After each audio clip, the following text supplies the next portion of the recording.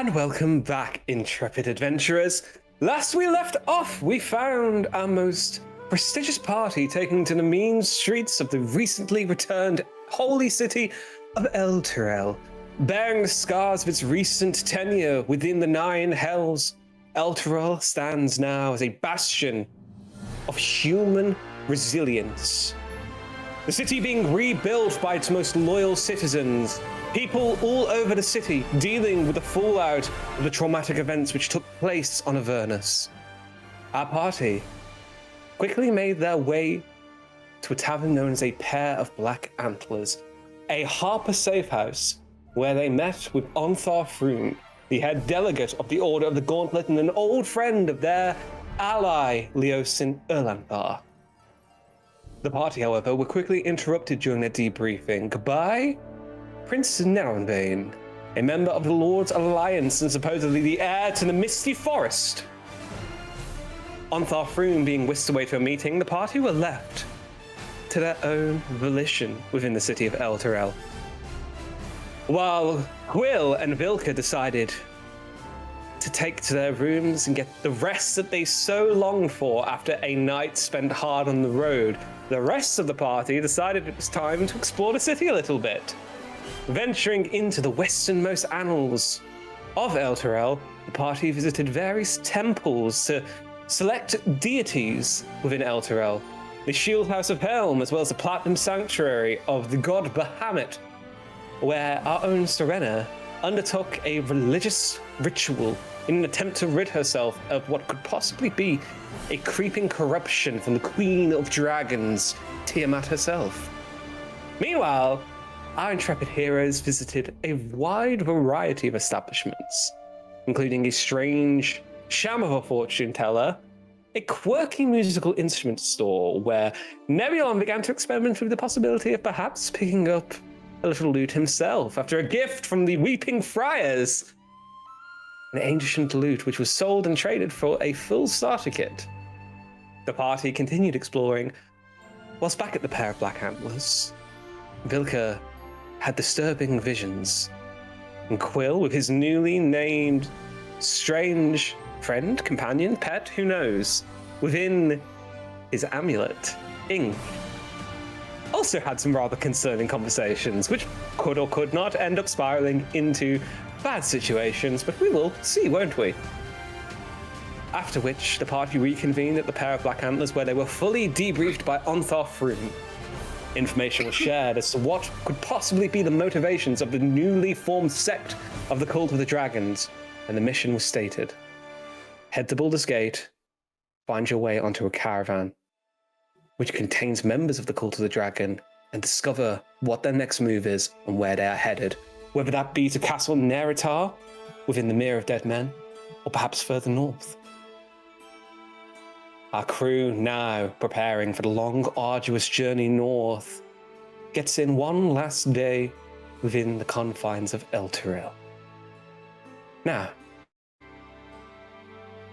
as you all head upstairs from the inconspicuous Harper safe house within the basement of a Pair of Black Antlers, you are greeted by the warm interior of a Pair of Black Antlers. As you all look around you, you can now see a bustling space filled with various guards and workmen and guildsmen and craftsmen winding down from a long day on the grind within the city. You can see the thick oak beams which are supporting the high ceiling, now reinforced with this silver-threaded wood to sort of resist the effects of the infernal corruption from when the city lay in the Nine Hells.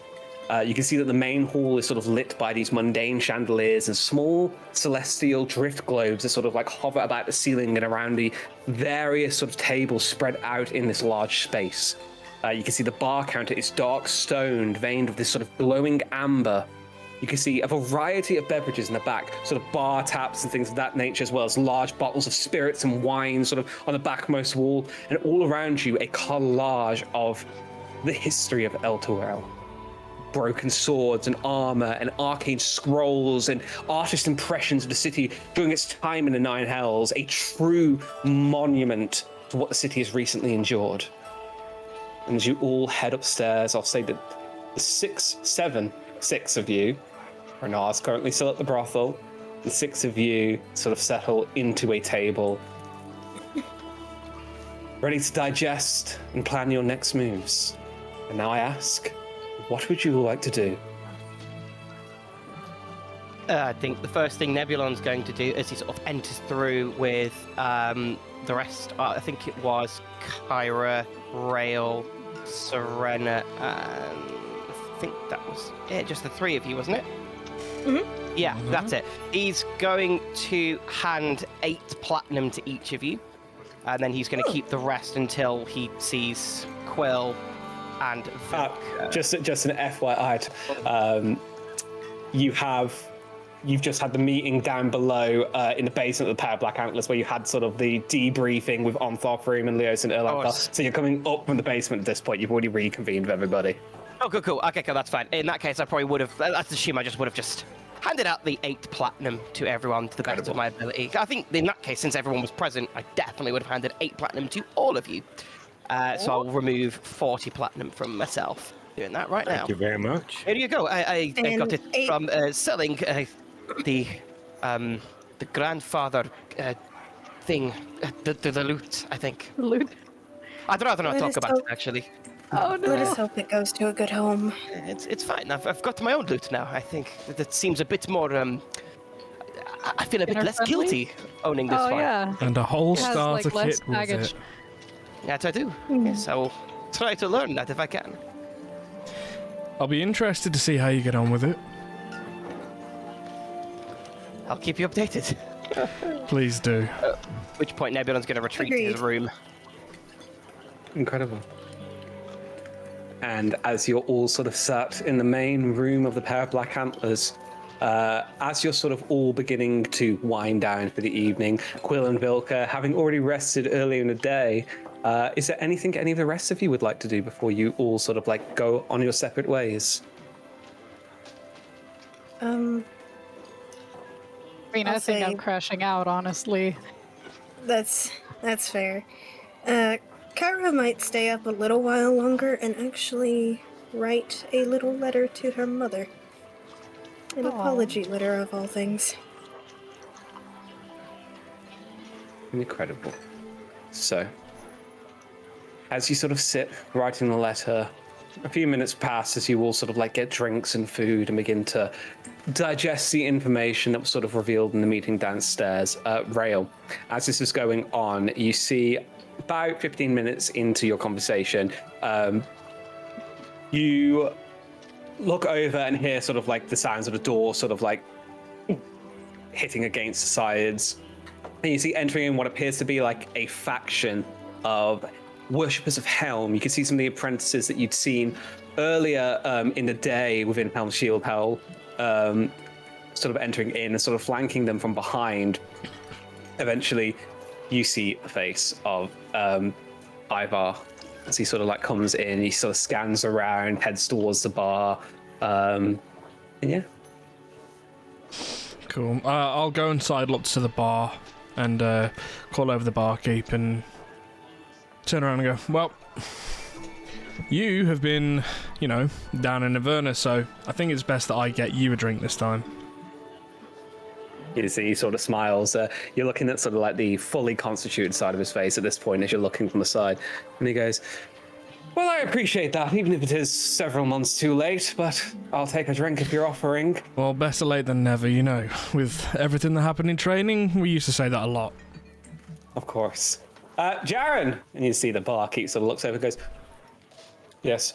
What's the most expensive liquor that you've got That doesn't surprise me. And he goes, I can find something for you. And you see he comes back a moment later with a small sort of like bottle of amber liquid in the shape of like this sort of ornate pyramid, sort of pulls the cork off of it. Just the one or two? 2 each. Pours the drink, sort of hands them over. 15 gold pieces. No problem, I'll hand the 15 gold over. Takes it. You see, Ivar sort of like takes one of the glasses, swirls it around a little bit. I've actually never had this, so it could be complete shit, but if you're paying, sort of knocks the first one back. I'll do the same because I want to see if it's any good after paying that amount of money for it. Cool. And as you do, it's immediately quite smoky as it sort of hits the back of your throat. There's this sort of burning sensation and like warming sensation that washes over your body, and you start to get these sort of like very, very subtle hints of almost like sandalwood and like the oak curing that went on in this sort of like fermentation of the alcohol. It's rather pleasant, if not particularly strong. So, while I was, fighting for my life and the lives of all of the members of the city, what have you been up to, Rail? Oh, standard things, I got thrown out of Neverwinter, ended up in Greenest. What was that like? Quiet, I'm assuming. Very different. The big city was always bustling with so much energy. You could go to any single corner of Neverwinter and there'd be something going on. Well, in Greenest, the most interest that I found besides my new compatriots, it was the wall that I was trying to build around the entire place, but that didn't end up happening. But what can we do? Well, if it's any consolation to you, Elturel didn't used to be too different. It's always been a quieter city. Obviously there were things going on in the background, and if nothing else, at least with Neverwinter, you kind of know what you're getting on the tin. True. It's more concerning when most of the moves happen in the shadows. Well, funnily enough, that's why I got sent away. Sounds about right. Yeah, I saw something going on that shouldn't have done, and, well, you know me, I couldn't really not tell my superiors, but they didn't like the fact that I saw it, so... What did you see? It was it looked like a deal of some kind, maybe paying someone off. It was... I only really caught a bit of a glimpse of it because I couldn't gather too much information on it, but yeah, they were doing some kind of deal, and then I raised that to my higher-ups, and without warning, I was on my way to Greenest. Sounds about right. I couldn't tell who it was fully, but it looked like the Order of the Gauntlet. Think?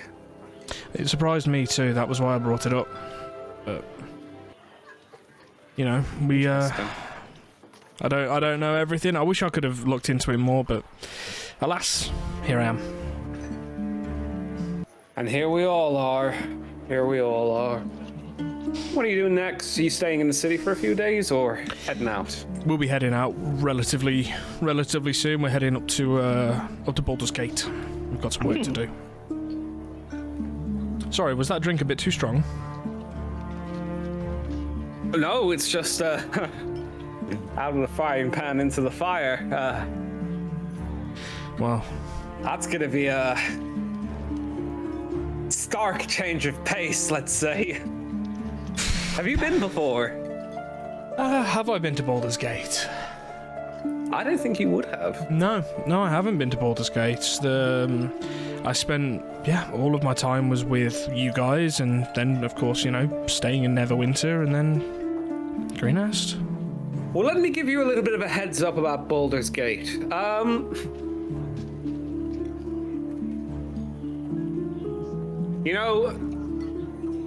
Where do you even begin? The doorway, maybe? Like the big art, Have you ever been to a place where it seems like simultaneously everybody's very interested in you, is also trying to take advantage of you, and also is hoping to get an opportunity to stab you in the back later down the line? Baldur's Gate is a cesspool of villainy and scum, to paraphrase. Lovely. Absolutely wonderful. Well, I'll make sure to tell everyone about that before we get there, but anything that you'd specifically look out for while we're there? I mean, after everything that went on with those fanatics of that absolute a few months ago, Yeah. the city's been in a state of disrepair for a while. As always happens when these things go astray, there's sort of a crisis that happens after the fact where people are scrambling to rebuild. I know that Duke Ravengard's back over there, but from what I hear, the last year has taken its toll on him. Well, I did hear whispers while we were in Greenest. What was it that was there? They said that there was some big, like, purple thing with... Some crazy cult trying to... I don't know, there's conflicting reports. Some people say that they were trying to bring back, like, the Empire of Netheril. Some people say that Karsus himself appeared above the city. Some people say that Baal once again walked the city streets. Some people say that it was an Illithid colony. It's a lot of hearsay, but somewhere in there is the truth, I think. Yeah, it does seem fairly muddled up, but it's always just whispers when you're that far away, isn't it? Chinese whispers. Oh, Chinese yes. whispers. But what is apparent is the guy that they had there serving as Archduke was apparently killed.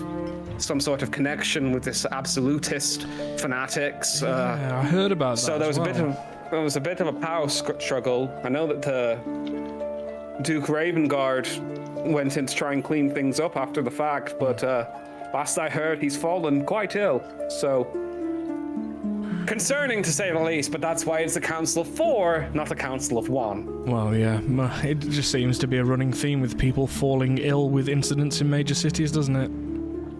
Indeed.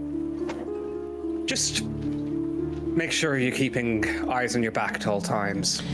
Sword closer, my coin purse closer. Indeed. I'll keep that in And mind. watch yourself in the outer city as well, because listen, you see, he sort of like looks around. I don't necessarily agree with the approach that the council took when the city got back from Avernus. Expelling the tieflings was a bold decision, to say the least. I like the way you phrased it. Let's just say, between what happened with the Absolute, between what happened over here, what's been going on all over the realms in the last few years,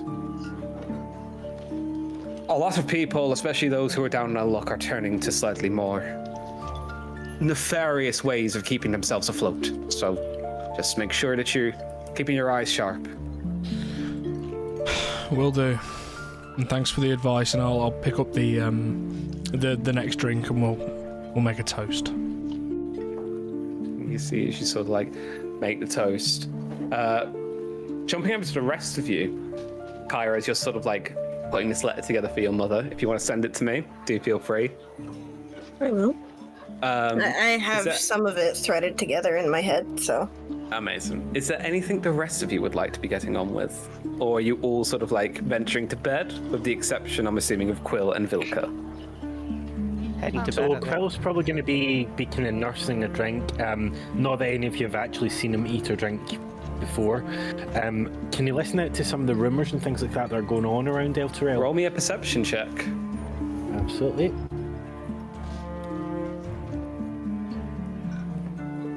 $21. Cool. As you sort of like begin to make your way around the bar proper, there's a few things that catch your attention.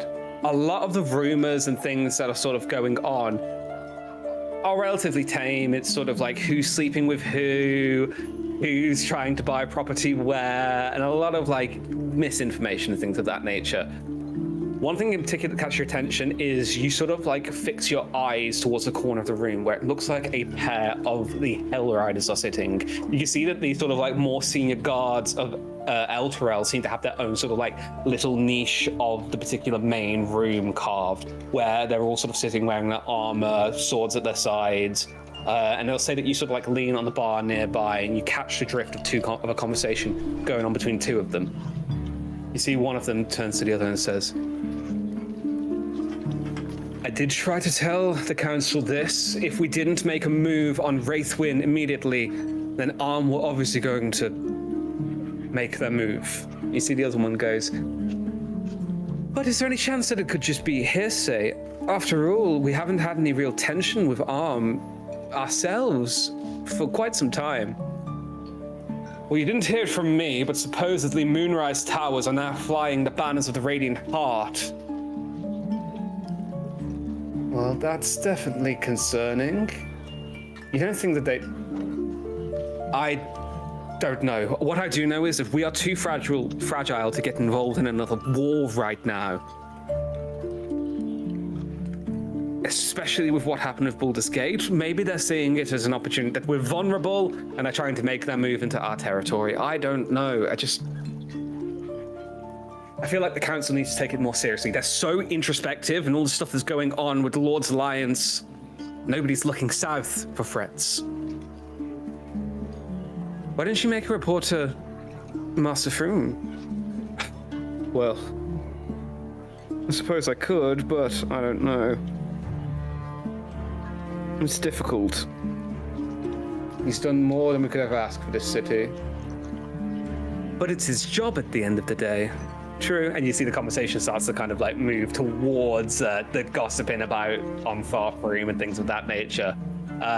You get the general gist from the Hellriders that Chionthar's not particularly well liked amongst the actual like citizenry guard of the city. You get the vibe that there's a lot of like things being said that he's wasting his time running these grief counseling sessions. He needs to realize that he's more important now. He should be passing these things off to like lesser people. He could be using his talents in better ways, dealing with the political climate around. In addition, you start to pick up various sort of rumors that are twinkling around about dragon sightings in the south. Towns that are being raided, you hear the name Greenest. You start to hear rumors about Bear Dusk. You start to hear all of these sorts of like rumblings of like fear from across the citizenry of Elturel. We're too delicate to weather another attack. We can't deal with anything like this right now. And then this constant sort of like doubling down of, listen, a small town is one thing, a city is another. They wouldn't dare attack Elturel. And that's the general gist of what you pick up as just sort of like listening out. Yeah, it kind of goes to show for a lot of the mood and attitude that's currently within the city. Mm-hmm. Incredible. Vilka, what are you up to? So Vilka has had his rest for now. He's not particularly into going to sleep again, so he's just gonna go to the barkeep and see if he can order some food in. More specifically, he wants to bring out some food to Kira as she's writing down her letter. Just making sure that she has something to eat. Incredible. Oh, thank you. She'll like, she's like writing probably towards the end of it, and she'll just look up and she's like, "Oh, thank you," and just gently take it from him. This fine sort of like meal, this sort of like soup, and this sort of like cooked chicken with vegetables and potatoes, with like a hearty broth over it, sort of like handed towards you. As you're doing this, 2 seconds. As you're doing this, you see that a rather eccentric-looking gentleman sort of like pulls a seat at the table, one of the ones that the one that Nebion left behind after he headed upstairs. You can see that he's got this sort of like Dick Van Dyke style like pencil beard, this sort of like pointed mustache and a single slit sort of like coming down his chin. You can see he's got this sort of like almost like warrior cut style like buzz cut, slightly outgrown but sort of like finely maintained to like a perfect length. You can see well manicured eyebrows and nails. He's wearing this sort of like crimson and golden robe flows down. You can see that he's got this like insane collection of jewelry on. Somebody who's just like way too concerned with what they're wearing. A ring on every single finger with different gemstones, like 6 necklaces of like varying metals and like precious gems. You see he sort of like takes a seat next to you and says, "Well, if you were to look at this! Not often did we see a fellow scholarly type in a pair of black antlers. What's your name, girl?" Kyra. And Is you? she? My name is Phineas Philagor. Would I have heard of him? Definitely not. And she just kind of looks him up and kind of looks at Vilka if he's still there.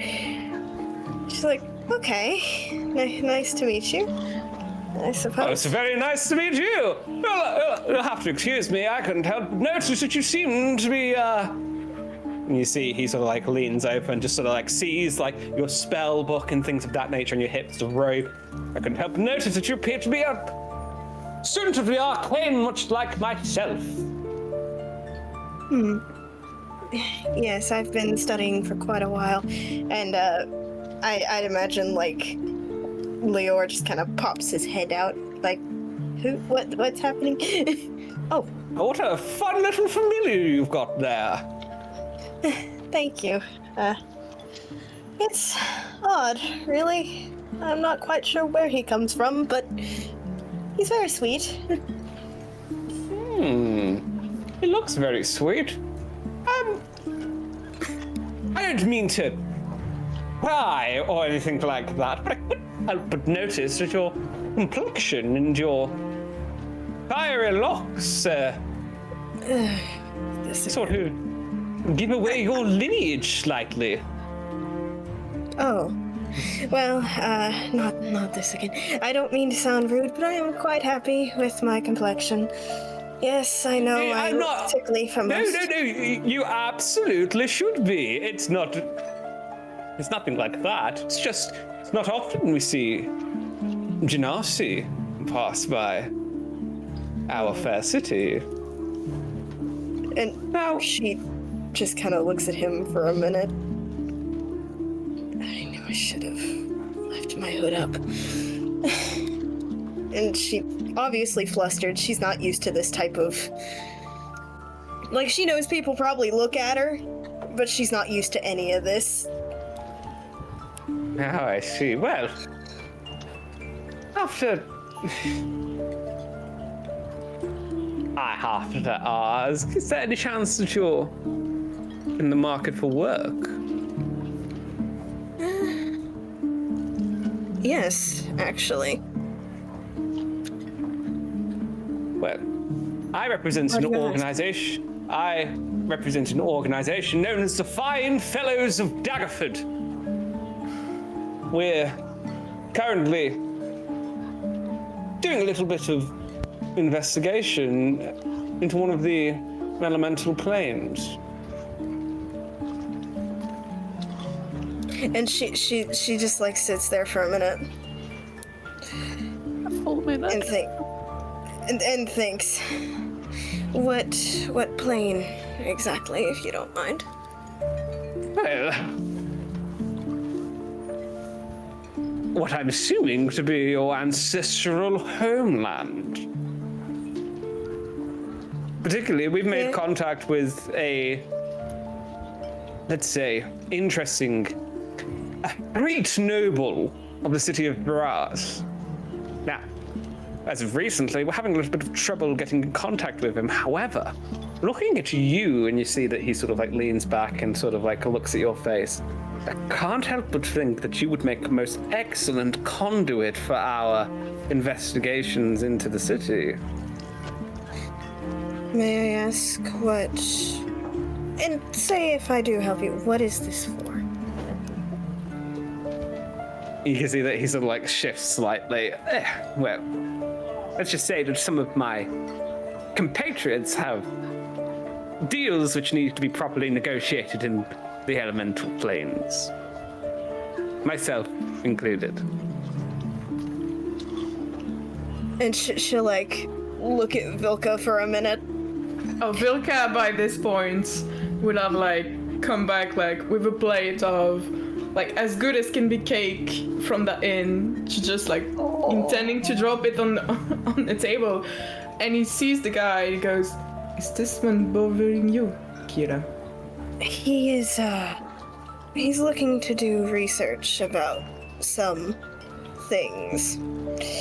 And I asked him what for, and he's not so inclined to give me answers, it seems. All I need from you, my dear girl, and all I'm asking is perhaps a lock of hair? Perhaps a fingernail? I'm willing to pay rather handsomely. Can I do like an insight check to see if this is like for nefarious reasons? Roll an insight Vilka check is for like me. staring him down as soon as he hears that. Like, what the fuck? Because, like, I am very. I don't like this. Please. I wish this would happen to me I in got a real life. 12. got a Vilka, if you 12. also want to make that insight check, feel free Oh to do yeah, so. I'm inciting the hell out of him. Please. I think my bad concern is like blurring any sense I could have. I had the one. Cool. As the two of you sort of like look over him, he's a very interesting fellow to try and read. He has this like air of nobility about him, but also this very shady demeanor. The sort of non-answering of your questions is slightly concerning. It's hard to gauge quite where his intentions lie, but you feel as though he might be intentionally slightly veiling them from you.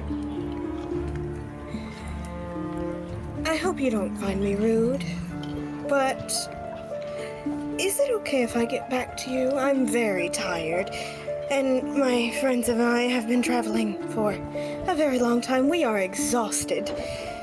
So, is there any chance I could get back to you, possibly find you somewhere else? Why, of course. That shouldn't be a problem. I would say that I am heading on the road to Baldur's Gate tomorrow. So, if you're interested, and you see he sort of conjures this small sort of like paper card and hands it over to you. She will take that. Thank you. You can see that it's sort of inscribed with this bold lettered text reading the Fine Fellows of Daggerford. And on the back, it has an address listed on Delzorin Street in Waterdeep. Feel free to pay us a visit in the city of Waterdeep should you find yourselves there, or catch me on the road or wherever you might happen to wander. As I say, my fine fellows will be very excited to get their hands on you. Good night to you all. You see he stands and bows. She just watches him go and waits till he is out of earshot. Yep. And then she turns to Vilka and she's like, I have got to call my mother in any way possible. I do not trust that man.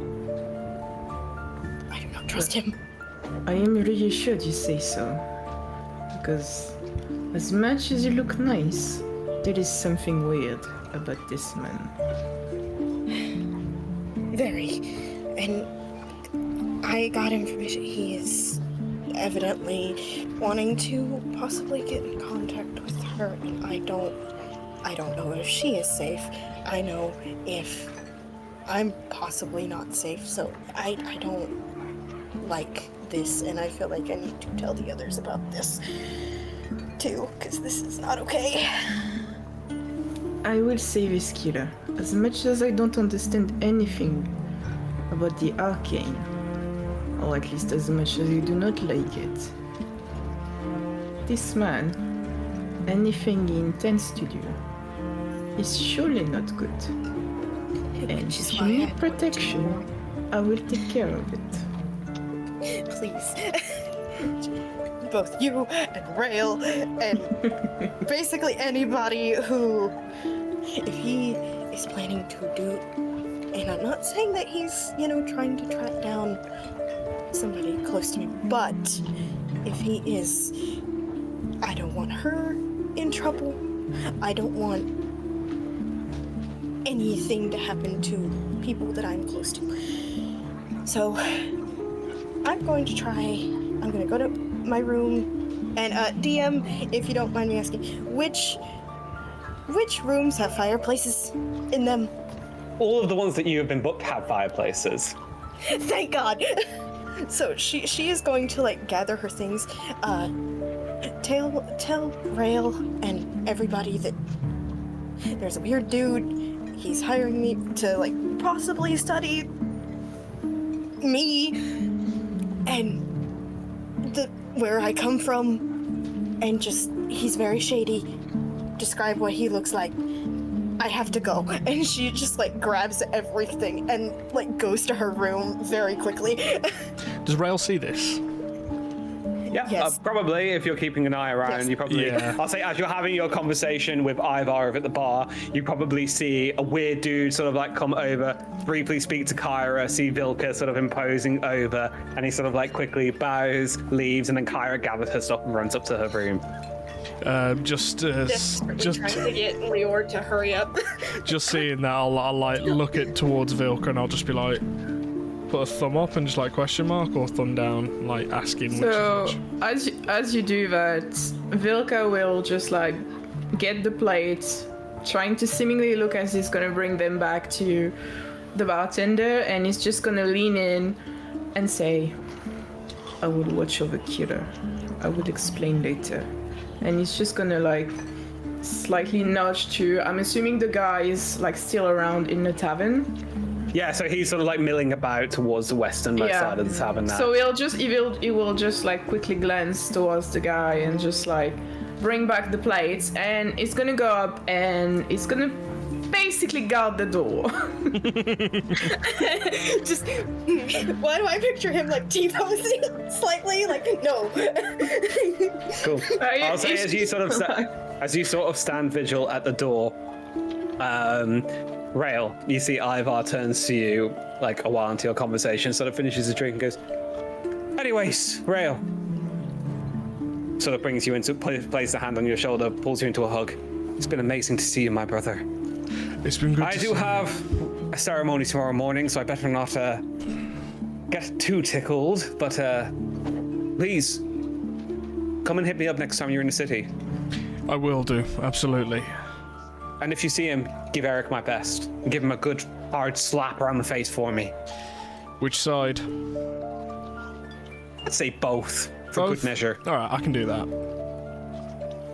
You see he smiles and says, right, boys, that's enough. You bloody ingrates, let's go.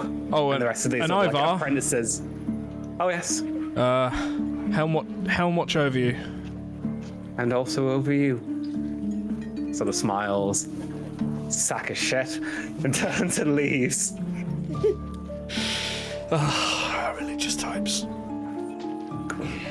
And Rail, is there anything else you would like to do before you head up to bed?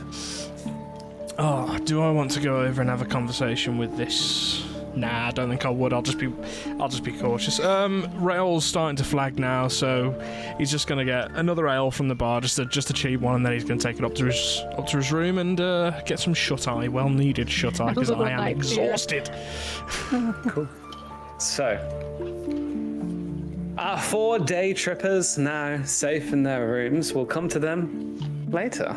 In the meantime, Quill and Vilka, I'll say as the two of you sort of like Quill, as you sort of finish listening to rumors, you see Vilka sort of standing vigil by the door, eyes sort of like fixed on this strange, eccentric wizarding type.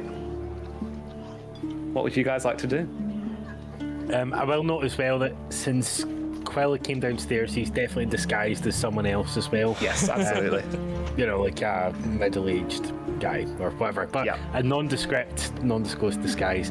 No one's Yeah, just so middle-aged people. Might as Yeah. well be visible. just in the background. And he's gonna head up to Vilka and hand over a drink that he had already, but hasn't drank any of it. So he'll hand it over to Vilka, and Quill's gonna say to Vilka, he's gonna say, the unbelievable what's happened to this city, how they've been able to pull themselves back and break those infernal chains of Ventress, and look around now, you know, all this hustle and bustle. I imagine this is what the peoples of Baldur's Gate will be feeling at the moment.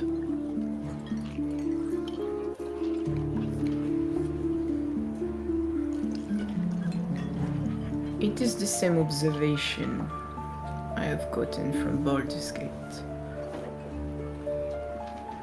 Every time the city falls, there is always some people to reconstruct. But I'm thinking about what the Gauntlet said. Yeah. What he said that people still live and they matter as long as you remember them. Remembrance for the living is eternal life of the dead. But what happens when the living forget? Do you have many happen? souls that you must remember?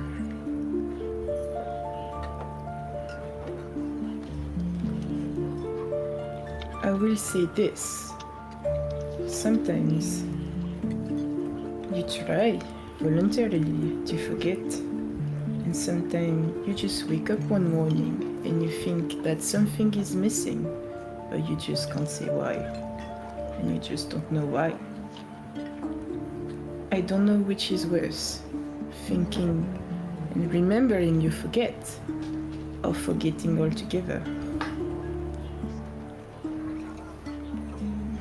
Quill kind of looks at or touches his amulet, sorry, kind of absent-mindedly, and he's going to say, "I spent a long time trying to fill the void, and I have to say, nothing quite takes what's needed. Perhaps the city has got a long way to go to rebuild." It has a long way to go, as long as it does not fall again. The first time we actually spoke together, you asked me this, if it ever gets better. Yeah.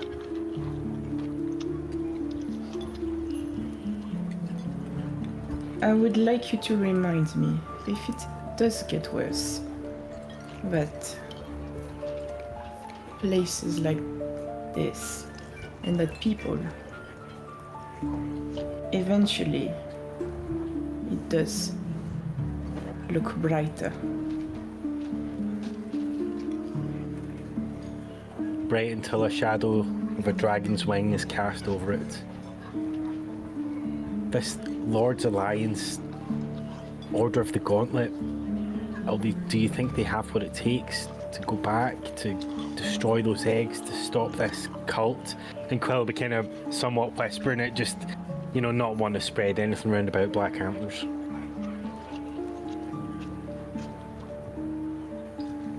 I will say this. I was in Baldur's Gate when the cult of the Absolute almost destroyed the city. I believe no one, no organization can stop people that will try to destroy everything. But I would like to believe, and this is why I'm here, that if no one tries, then there is no point to all of this. I believe it's an unfortunate situation that these people, organisations, as well-intentioned as they are, make mistakes, get corrupt, have problems. I've learned the hard way that these deities that people worship are not going to step in and save anyone. These groups, these soldiers, there's not many that can make a big difference. I worry for the Sword Coast, I worry for the future. There's only so much that people can do. As you guys are having this conversation, go ahead and both of you roll me a perception check, please.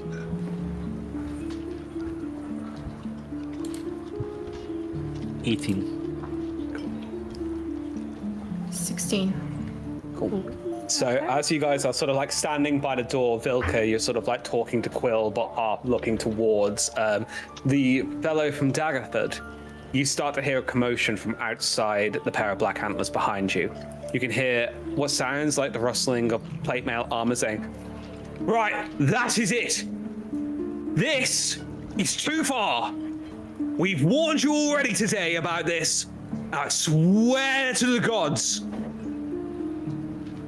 You're done. Last straw is broken. Now you're coming with us and we're putting you in the cells." Look, how was I supposed to know it was a holy monument? I thought it was a bridge. I was just needed a leak, that's all. You have just defiled a holy altar of Ilmater. That's a high crime within. I thought I was pinged off the side of the bridge. Like, that's my father is to go to Never Ember, right? I am a high noble.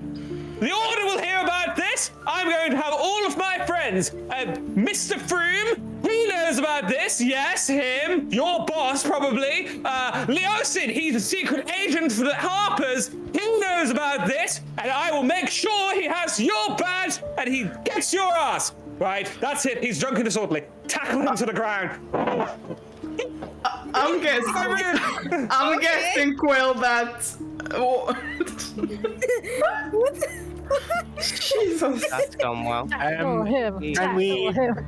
try and intervene and? Yeah, you know, so I'll connect say it as you out? start, as you're having your conversation and you start to hear this going on, I'll say that it starts to become clearer and clearer to you who this is. You hear the thing about the Harpers, and both of you drop your drinks and run out of the door, and you can sort of see like a few steps away, coming from one of the bridges. Renar is currently tackled to the ground. One of the Hell Riders currently sort of like has his knee on his lower back and sort of like the elbow pressed to the neck. Renar's face is like, God. As the whole commotion starts and we go to Dot outside with Quill, I just like whistle and go, "Soldier boy," and like wave Rail over. Cool. So as you're about to head upstairs to go to bed, you have this like nice pint of ale in your hand, little loaf of bread for a snack before bed. You sort of hear Vilka whistle and rush out the door with Will. I knew we'd get into trouble, and I'll head down the stairs begrudgingly. I'm still taking my drink outside, and I'll go and see what's going on. With the bread. And Yeah, I'm drink. going Loud is outside with the bread. And... Is it loud? Like, does everyone hear this, or is it just like just those who are in the bar? I mean, area? Renar is very loud, so. Like, he yells at things. Blimey, O'Reilly. As soon as I heard this voice, like, I mean, I immediately knew. By the way, And the Serena whole- is the still whole passed out on the thing and the table, fact just that like he- drooling. Yeah, just step by the step, whole- I'm just coming outside like, oh, what's happening now? The holy monument, and then it made me think back to the in the garbage pile and the dragon thing. Yeah. So are you going outside then, Royal? Yes, I'm coming out with you.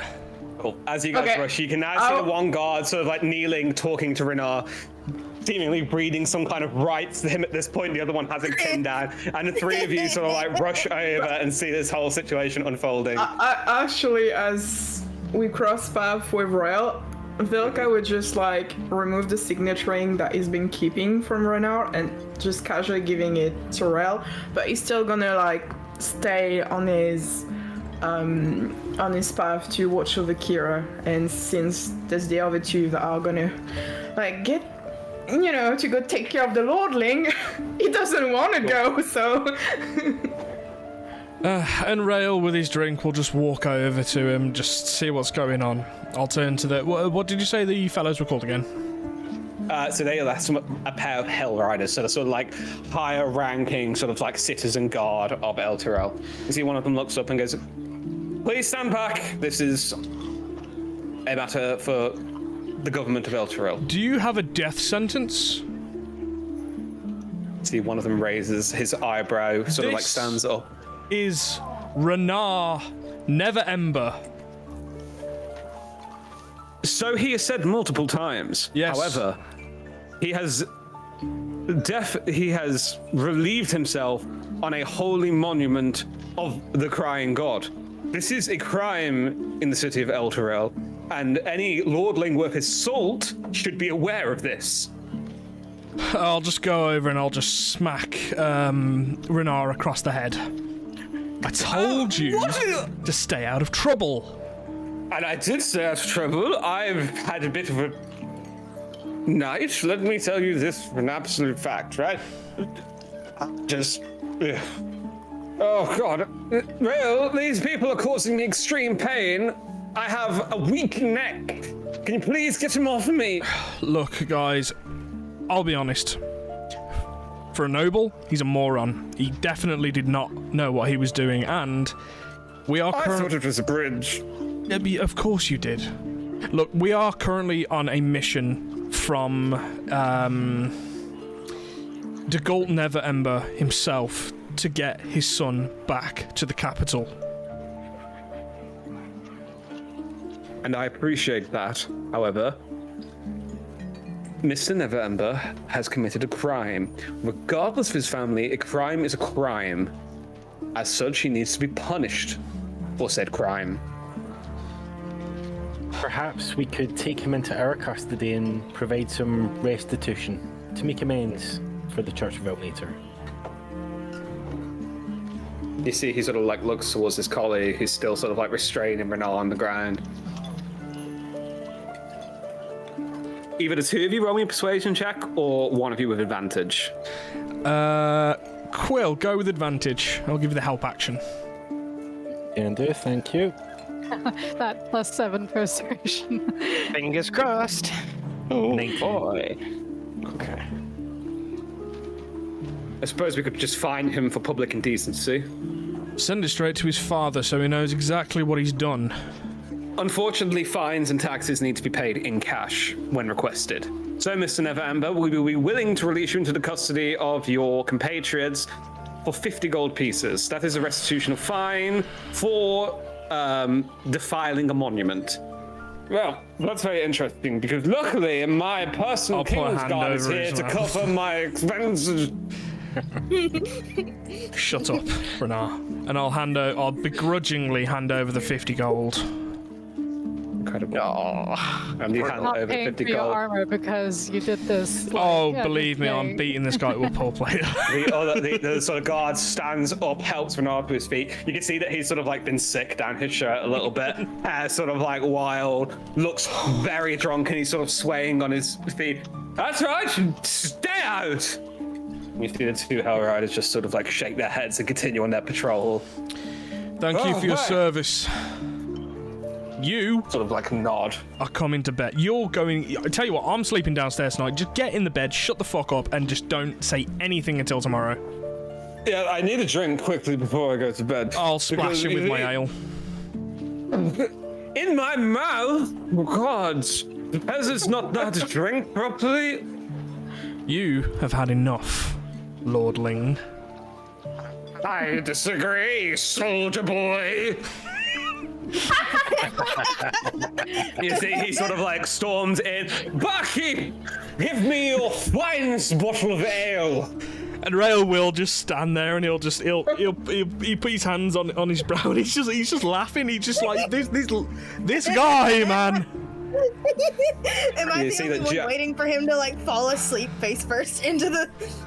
Speaking of which, it's not a long time afterwards, he sort of like takes a sip of this sort of like glass of whiskey, and eventually head slips down onto the bar. Yeah, and he's just- done.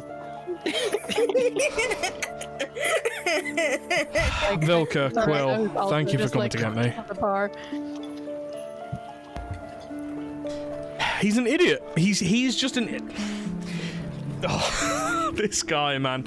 Like we say, don't get in trouble. Oh yes, no, I'll be completely fine, Mr. Soldier Boy. And I'm beginning to want to leave him here. I'm not going to lie to you guys. I need to get him home, but God, he's driving me insane. We could take well, Your no. I'm charge. afraid if we take turns babysitting, one of us would end up killing him, probably. Money's on me at the moment. What was that, Quill? As inconvenient he is, the loose. Quill said to Rail, as inconvenient as Rainier is to have around, his loose lips will cause a problem. You're going to have a talk with him sooner rather than later. It's just a shame that there's not some like magically voodoo thing that we can put over his mouth to just turn on and off and make him be able to, be silenced. But yes, I will have a talk with him. Probably best off that I do it tomorrow as well. He's... Oh, I think he just peed himself. Oh well.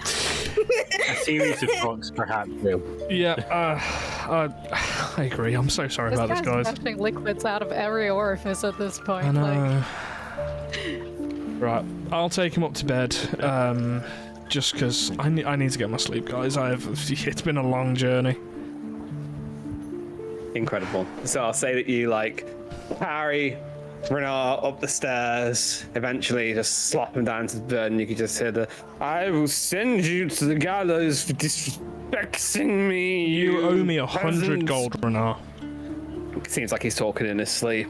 You are gorgeous, look at you. And he sort of carries on in his tirade. Incredible. Quill and Vilka, as you guys sort of wind down and the night begins to sort of slow, people begin to leave later into the evening. Is there anything the two of you would like to accomplish before you sort of settle down for the eve? I would say that Serena's probably still lying on a table somewhere drooling on it. And if you pay attention, you'll hear Tiamat, do you want to have another chat? And I'm just gonna keep snoring away. Before heading to bed, and before heading upstairs anyway, Velka is probably gonna just grab Serena and, having his whole conversation with Quill, getting interrupted by our good friend Renard. He's just gonna grab Serena and just bring her back in their room. Anything from you, Quill? No, I think that's him for tonight. And I will ask the rest of you, Nebulon. Is there anything you would like to accomplish before you call it a night? I think what I would do is, I think before any of this commotion, I would have just head up to my room at that point. I think I would have been quite tired. I would have distributed the money, headed straight into my meditative stance. I would have just rested on the bed, but not got into the bed. Crossed my legs once again. I would have disapparated Luminari, wishing her the best night, and then I think I would take my 4 hours, and then I'll let you know what I do after the 4 hours. No stress. I would have hopefully not been interrupted from all of. I don't know. Would I have heard all that commotion downstairs? Probably not. No, it's it gets lost from where you are in your room with the door closed. Things of that nature. It probably gets lost in sort of the chaff of the city. Yeah, in that case, I would just meditate. Yeah, that's all. And Kyra, as you finish your letter and head upstairs to bed, is there anything you would like to do before you call it a night? Before she calls it a night, she will start to get everything ready to try and see if her mom will answer. And as she's doing this, I'd say, is there a small fire already going? Yep, so the fire's already sort of burning. It's not huge, just a simple fireplace. And she's opening the letter, turning it to face the fire. She's I know you probably won't answer me because you're angry at me, which I completely understand, but I am so sorry. You know I am very, very sorry. And she's apologizing profusely in many different languages even. She's Roll me a D100. very, very sorry. Possibly near crying at this point too. Okay. Please. It's an 88. As you sort of speak into the flames, you wait to see them spot her. You simultaneously hope to see that familiar face appear and dread seeing that familiar face appear. Just so many times in your childhood, the flames spot her, and there is no response. Your mom is super angry, eh? She's Mom, please, I am very, very sorry. You actually might be in danger. I have things for you. Please. It's very important. And this weird dude, and she starts explaining what he looks like. She can't remember his name because she's tired. It's just explaining what he looks like, and she's he's not like Dad, okay? He is nothing like Dad. Something is wrong. Something is very, very wrong, and I don't want you in trouble. I don't want you to get hurt. I don't want Dad to get hurt. Please. And as you, tears in your eyes, continue to yell into the fire, the flames continue to burn. Steady and continuous. And she is at this point just sad. Just very, very sad. She'll just kind of look at Leor. You see that Leor sort of like wraps himself into your sort of lap, looks up at you concerned. And your mind sort of like is cast back to the many days that you spent in your coven. The early years when you tried to get in contact with your mother, but even when you did, it was always work's really busy. I'm so busy right now. I'll get in contact soon. I'll speak to you soon. Don't worry. It's just I've got a lot of work to do right now. And just that constant track plays in your head. I'm starting to think she's... I mean, I get it. She's busy, but like... What the fuck?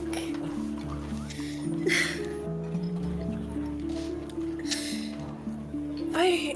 To just talk to her and tell her everything. If I have to find... that thing that has trapped her, if we have to find it, we will, but... I doubt it, because it reappears in different places, probably. Incredible.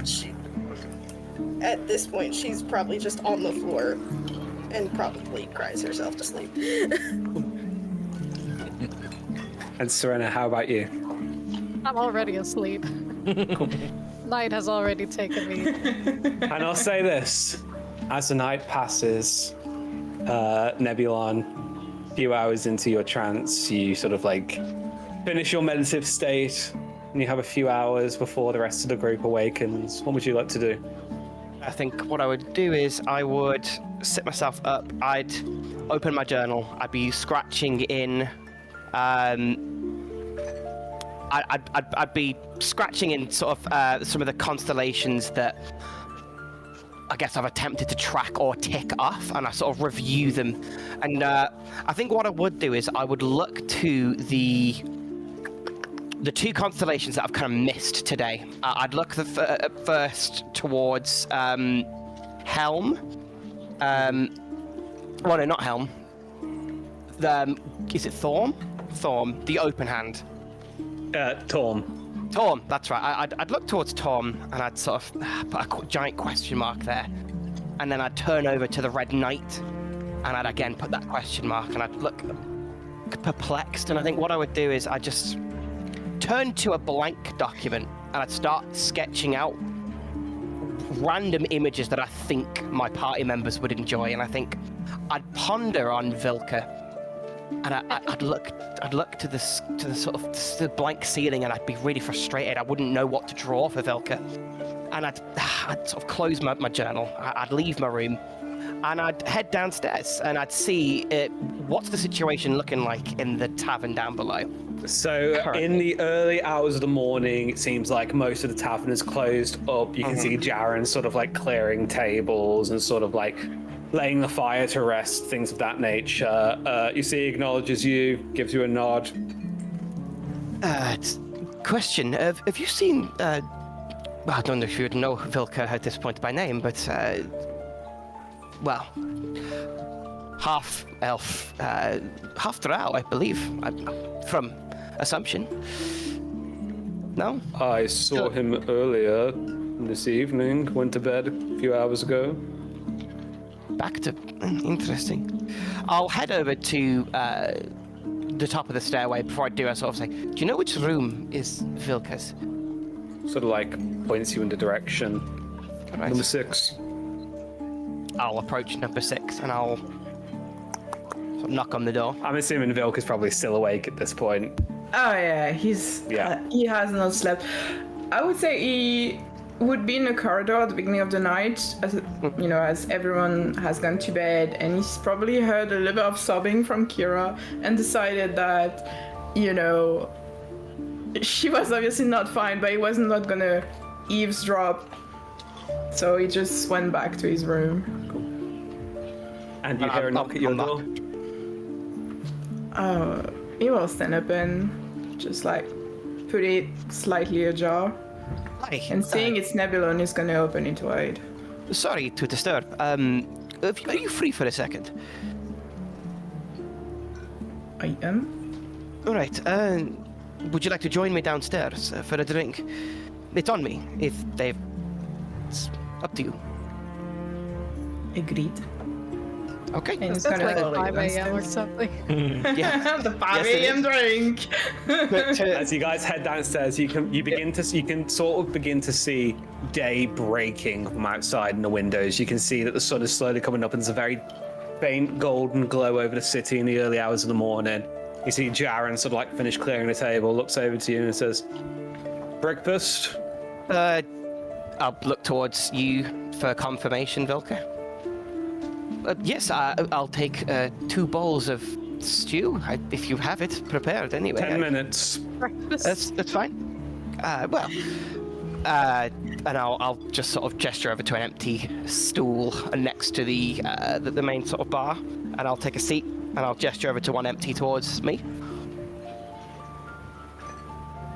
Well, listen, I don't want to sound disrespectful or anything. I feel like I haven't got to know you openly. You seem quite like you've got a lot of... Well, I care about everyone here, and I can't help but feel like your back is up against the woods, so to speak. Kind of like you're protecting something, and I wanted to make sure you're all right. I don't want to seem as if I'm not caring for anyone, so if you want to talk about anything, I'm open, but it just seems as if you seem quite guarded. And forgive me for assuming this, but there are times when I could have sworn I heard laughter, but not your own. I just wanted to make sure you're good.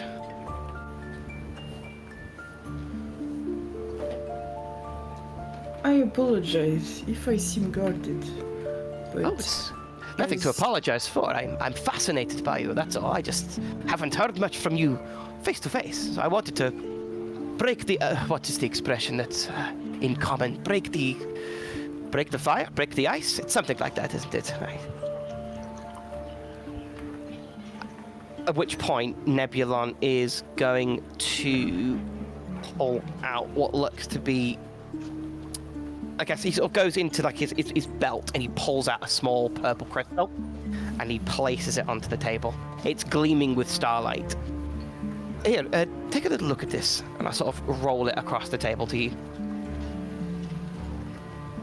just like stop it from running further, not picking it up, but just looking it over. What is the purpose of this? Well, it's what the druids call a star map, I think. Well, it's less a map, more of a projection, really. And I wanted to share this with you. I'll need it back in a second, but take a little look into it and tell me what you see. Really, close your eyes even if you need to. Place it against your head. I'm fascinated to know what you might see. He is looking at you, like, you can properly see his face. Like, as soon as you said, oh, look into it, it's a druidic thing. He has this air of, are you kidding me? Like, he had on his face, you can read, like, you think like it's about to explode. Oh. But he's gonna humor you nonetheless. So it's just like grabs it like by the tip of his finger and just like look into it, but not fully closing his eyes. Like he's looking at you once, at the thing, twice, back at you. Roll a perception then- check for me, Vilka. Are we sponsored by San Pellegrino? Sorry, I have loads of gems and stuff around, but that was the closest thing I could grab. My perception. I think that was an excellent sponsorship. Okay, Like, cool. As you sort of like stare into this strange item, for a moment, it's like looking into like a magic 8-ball, just that sort of like strange like liquid that's sort of like, yeah, exactly, like looking into strange like swirling, almost like glittery, velvety liquid that sort of like turns over itself again and again. But eventually, within that darkness,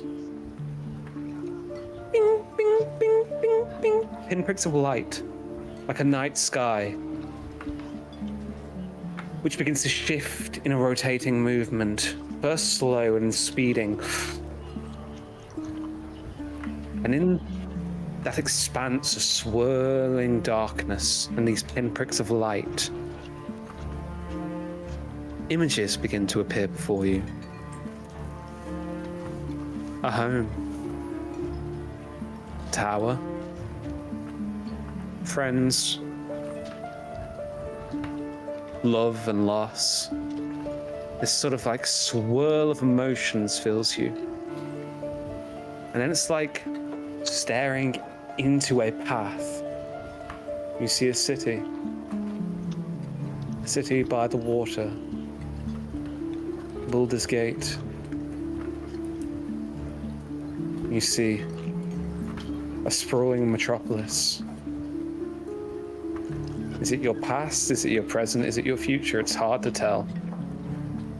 But in that sort of like swirl of images and pictures,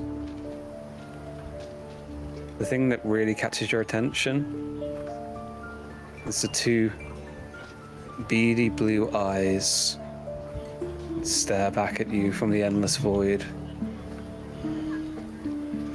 And the faint, faint laughter of children, which you begin to hear, Nebula.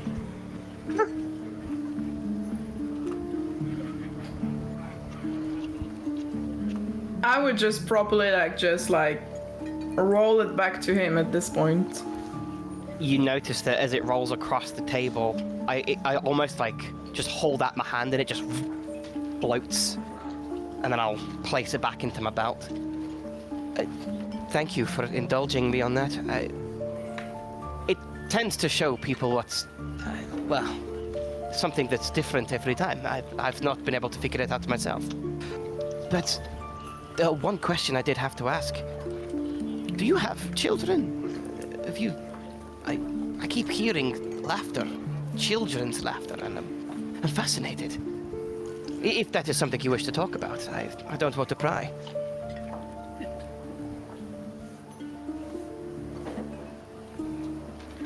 I will say this. Let's make a trade. Okay.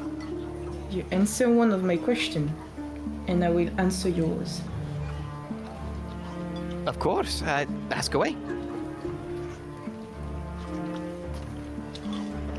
When we were in Greenest, and when we lost the tabaxi named Kyber, Yes. you did something magical when Yes. he died with what was left of his remains. I did. What did you do exactly? A long time ago, well, at least to me, I once studied in a place called the Astroni Sanctorum. They were a conclave of druids that's focused on the stars, but a little bit too obsessively, in my opinion. And I attempted to do a ritual that a lot of the elders there once did. I didn't think I would actually succeed, but apparently I did.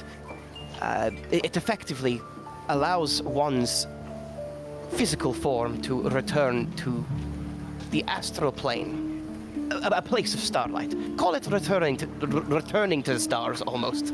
It just seemed the most poetic way for him to go, I suppose. I don't really know what happens after that. I've only seen it once before, and I attempted to copy it myself. Why? What fascinates you about that? You talk about the physical form. What Yes. of the rest? What did you do with the rest of Kyber? What do you mean? As in his soul, his essence? don't believe that I know what happened to that. I could only do that for the physical form, nothing else. It's just more of a way of a burial rites, if you will. I know that some cultures they prefer to burn, some prefer to bury under trees. And you sort of see Nebulon look down for a second, and then he looks back up to you. And this appears to be the best way. I've never tried it before, but if I could have buried other people that way, I would have preferred to do it that way. It seems the most beautiful to me. I meant no disrespect or alarm or any kind of hostility with it. It was merely an idea, and I think it was the best way to send him away. Did he mean a lot to you? I only briefly knew him. About as much as the others. But I wish I could have known him more. it is just like you.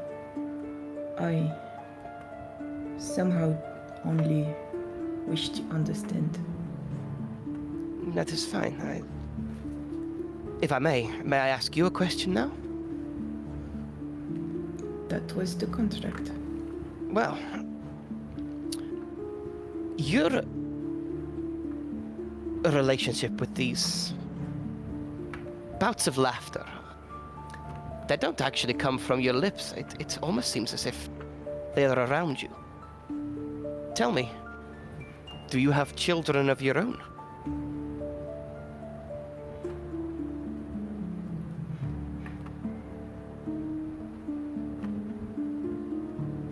I have memories of my own.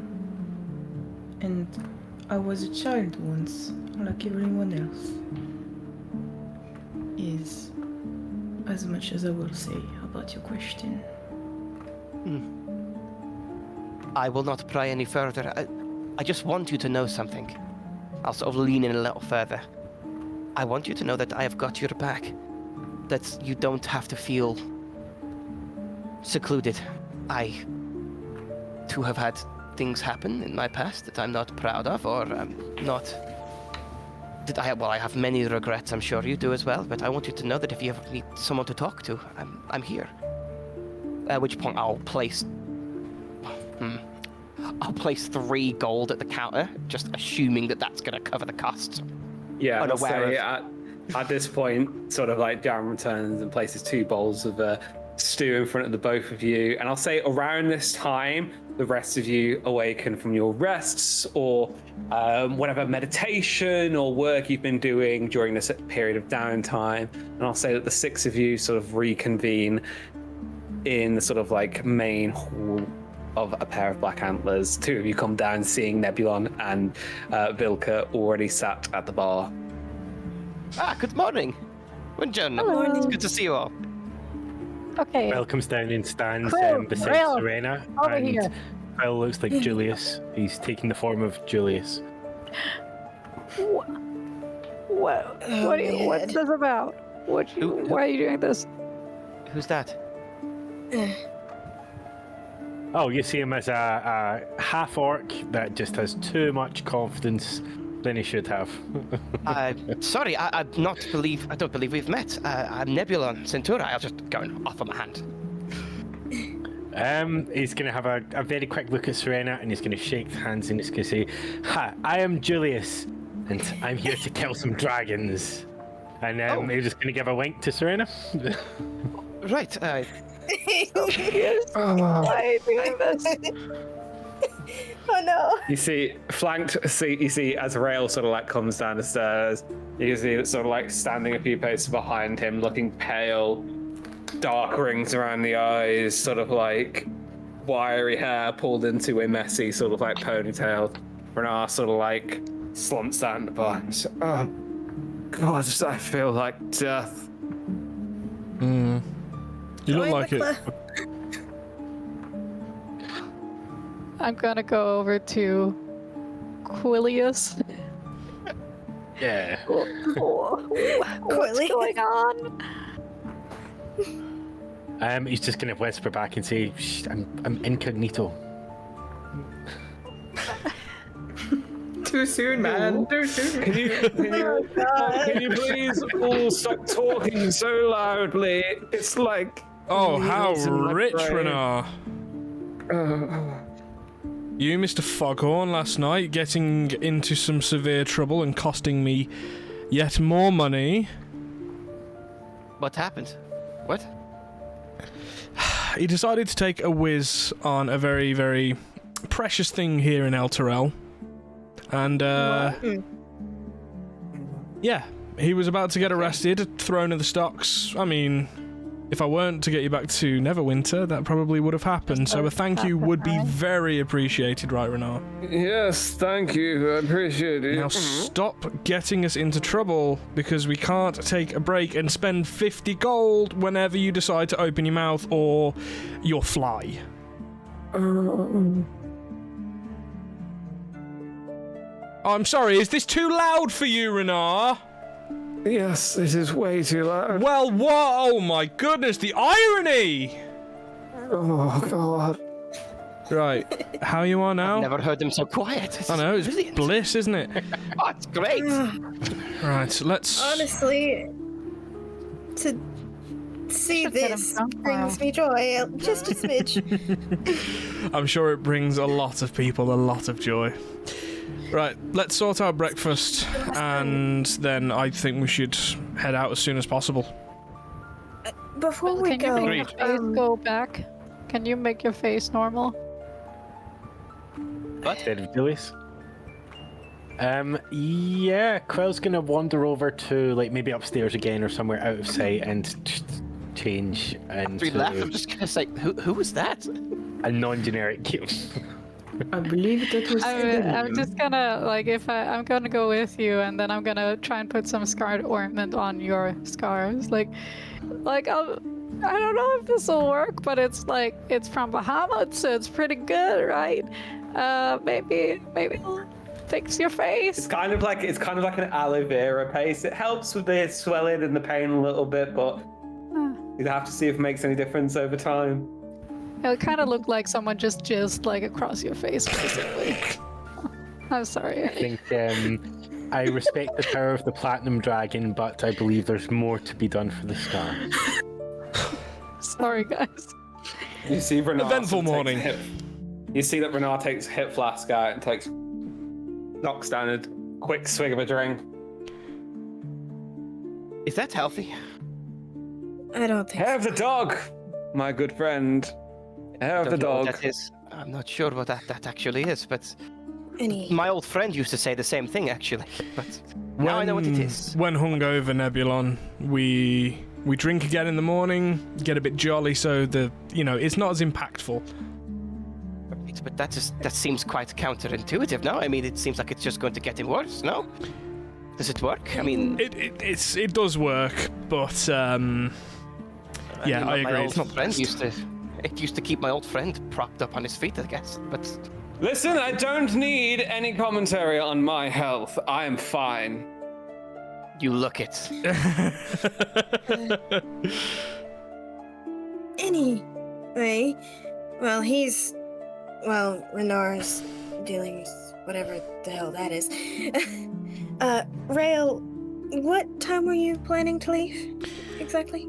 Honestly, we need to leave as soon as possible. I think we should get our breakfast, get as much as we can down, and I think we should just head out straight away. We want to make sure that we're beating them to Baldur's Gate. So Fair. Agreed. And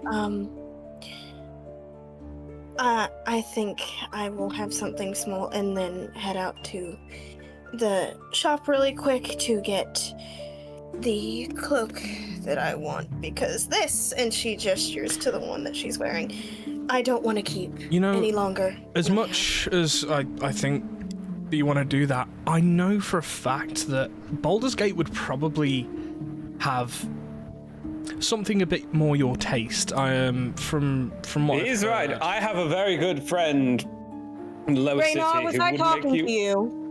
He'll make you a divine cloak, and he'll do it at a very Answer heavy my discount. question, was I talking to you? Everybody's always talking to me. I'm amazing.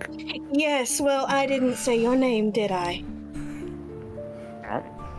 It's a yes or no question. The fire today. I am liking this, Kyra. Well, I am not in the mood to be disrespected. I like that. Carry that with you. It suits you. If it helps, Kyra, I was going to suggest that we leave the town at around midday. That's a pretty good time, and we've got a couple hours. What kind of time are we at the minute, DM, roughly speaking? It's early in the morning. It's like 7, 8 o'clock. You guys know that you have to make your way down to the dock ward to meet with Theodore anyways, and you will pass by the markets if anyone wanted to just stop in and grab something on your way down to the boat. Well, we can grab a little bit if you like. I mean, how are we looking for accompany you if you like. rations, by the way, everyone? Do we have enough to get us there? I Let think me we barely used Leon, any did you eat rations that we anything? had. And she just like looks for Let me him check. real quick. Did you eat anything? Everybody check your things, because I don't know if he left my room last night. She just like picks It's him like up. everyone has their rations. Good. I've got about 7 Okay, days. good. So we're All stocked the up, cheese is missing. and 99% of us are ready to go. So, Yes. Yes. Who's the and, last percent?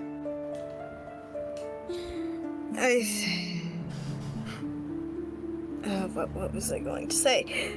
Oh, right. So we were told to find caravans, right? To get to Baldur's Gate. I think that's in Well, Baldur's Gate, right? yeah, we're getting the caravans while we're in Baldur's Gate. Today will just be the travelling to. It'd be nice if we could find a caravan so that we can try and disguise something before we get there, but with everything that's happened in Elturel, they need everything that they can get right now, so everything that way we should do in Baldur's Gate. I may have something, though I don't trust this dude. Vilka, I'm sure you know who I'm talking about, don't you? Oh, was this that And- dodgy-looking fellow who approached you? Him! Yes! Oh my god, See, I thought he was just hitting on you, like, what? honestly, I thought the same thing at first, but then he noticed this, and she holds up her book, and my familiar, and he noticed the way I look, and Do tell, what did he say? He's looking to study not just me, but where I come from. And I tried to ask him what it was for, and he wouldn't give me a straight answer. He said something, he's been trying to contact something, and I think I know what that something is. But they haven't gotten a hold of them. Do you think in doing this it would be advantageous in any kind of way? I mean, if it gets us to Baldur's Gate without, people looking at us, it could, but I want to know what they're looking for, who it is, even though I have my suspicions. Well, if we spot them, if we spot them before heading down to the docks, then try and get some more information out of them. If it's positive, heck, we can run with it. If it's negative, just pretend it didn't happen. Okay. But he gave me this, and she'll rail the card. It reads, "The Fine Fellows of Daggerford." And the more I look at this, what is it possible that my father might know who these people are? It's hard to tell. The more I look at this, I think my dad might know who these people are. And she'll like look to Nebulon. Nebulon, you remember back when we were dealing with the eggs and things? You communicated through my mind, to me. I could do it again if you like. I mean, it's not. Is it possible that you could try to contact my dad and ask him? Oh, well, I would love to. Could you tell me what your dad looks like? I mean, I could. Very nerdy, and she'll like go into like explain what he looks like. Very nerdy, possibly has glasses. How's nerdy a look? At which point, what Nebulon will do is, I think ignorantly, Nebulon will cast a message out of the window and close his eyes, praying it works. And she goes, his name is Kivik, he goes by Vic. Right. Okay. Not a problem. Throw the message out. Seems like the range of the spell gets about 100 feet, 120 feet, and it kind of dissipates. I don't think I'm strong enough to do anything like that. I'm sorry. I wish I could do more. By the Temple of Bahamut, the priests there have that ability to. Sorry, not Nebula, not to like. But maybe their reach is a bit farther or something. I would assume so. I mean, whatever I'm trying to do, I feel like it comes from within, not my training. So it's out of my depth, I'm afraid. What I've learned... See, as you guys are having this conversation, Leosin sort of like descends from his room at this point. Oh, he's Good morning, all. Leosin? Hello. Morning. I hope everybody managed to get to... You see, he looks at Renar, who is sort of like nursing the hip flask.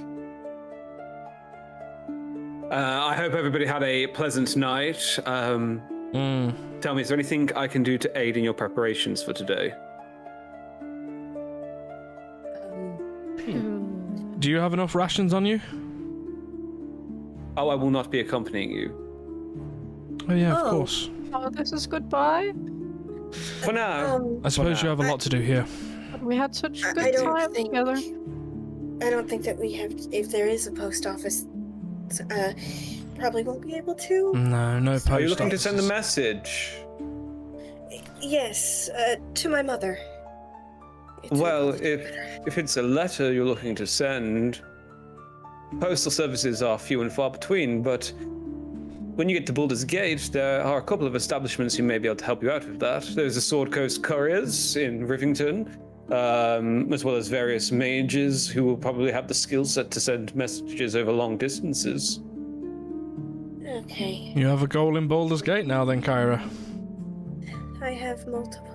You do. Do you want a cloak, or would you rather wait to see the options in Baldur's Gate? You know what? Fuck the cloak. I need to get a message to my dad. We'll have a look for a cloak while we're there for you, because I know that you've got your hard set in it, and I want to have a look at what different options I can get for, what I can doff. So we'll have a gander around the city when we get there. But for now, Leosin. Would you like me to have Theodore prep the boat? Yes. I think we're ready, yeah. Yes. Excellent. Prep the boat. Good news there, Renar. At least you don't have to walk too far. I feel like death. You can sleep on the boat. Oh, I plan to. Don't worry. And Kyra just kind of looking at him for a moment. She gives Rail a look like, is it okay if I say this? I'll just give a sly nod. You see, as you're doing this, Leosin sort of like takes out a small scroll of parchment, writes a message quickly, and you see he quickly and dexterously sort of like folds it into the shape of like a paper crane, blows on it, and you see the crane flutters out the window into the city. Magic never ceases to amaze me. You have to do that. It's amazing. It is an artifact. It is an item known as a paper bird. It's the favored method of communications amongst the harpers in Waterdeep. Oh. Short range, but useful nonetheless. Amazing. If and when we see you again, I might have to pick your brain about that. But, Renar, you feel like death, you most certainly look like it too. Yes. Quill, Very good. Very good. since you're a harper, Quill, do you know how to do the bird thing? Quill's going to kind of search his pockets, knowing family nothing's there, and say, "I'm sorry, I've not been provided all of the equipment." Sorry. Well, kind of, giving a side eye to Leosin. You see, Leosin sort of takes the hint and goes, "These are short range, as I said. They usually are used in cities. Their range sort of cuts out at about 1,000 feet or so. But, and you see he hands you 3 sheets of parchment. This is all I can spare for now. Only for harper. Write your message. Yes. Write your message. It will fold itself in your hands. You'll see. Then just blow on it, and you can send it to whoever you're looking to send it to. That's amazing. They have to be on the same. interesting. I will say this: the recipients. You have to have the recipient's name exactly. They have to be on the same plane of existence as you, and generally within the same city as you. Ah, And they also can be shot down. It's just normally in cities you tend to find that they are fairly safe. These people were right when they said that birds aren't real. Oh, they are. It's just they mostly live out in, well, the wild, and you know cats. They hunt them. yeah. Cities, at least. Leosin, Oh, I do have a question Birds are government before we go drones, as I well. guess. Yes. I'm looking for a new, set of armor with someone who's probably not going to rip me off. Do you know Baldur's Gate well enough to direct me to somewhere specific? I know Baldur's Gate well enough to tell you that you're not going to not get ripped off anywhere in Baldur's Gate. I thought so. But is there anyone that you would recommend? Well, I was going to speak to you about this. I know that Chionthar directed you towards his compatriot Akin Celeborn in Blackgate. Yes. However, speaking frankly, you see he looks towards you, Quill. I have instructed Theodore to park the boat in the unloading dock of a store by the name of Danthalon's Dancing Axe. It's another well-known harbor safe house, and the gentleman who is the proprietor, Enthal, is a tentative ally of mine. If he knows that you are Harper, he will provide you with what will probably be the best price you'll find in the city. Thank you. Of course. All right, everyone, let's finish our meals and let's head down.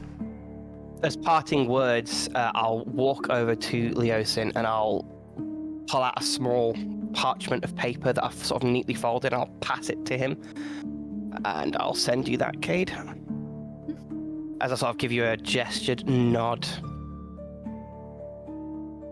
You see, as you're all sort of packing up, Leosin sort of sidles next to you, Quill.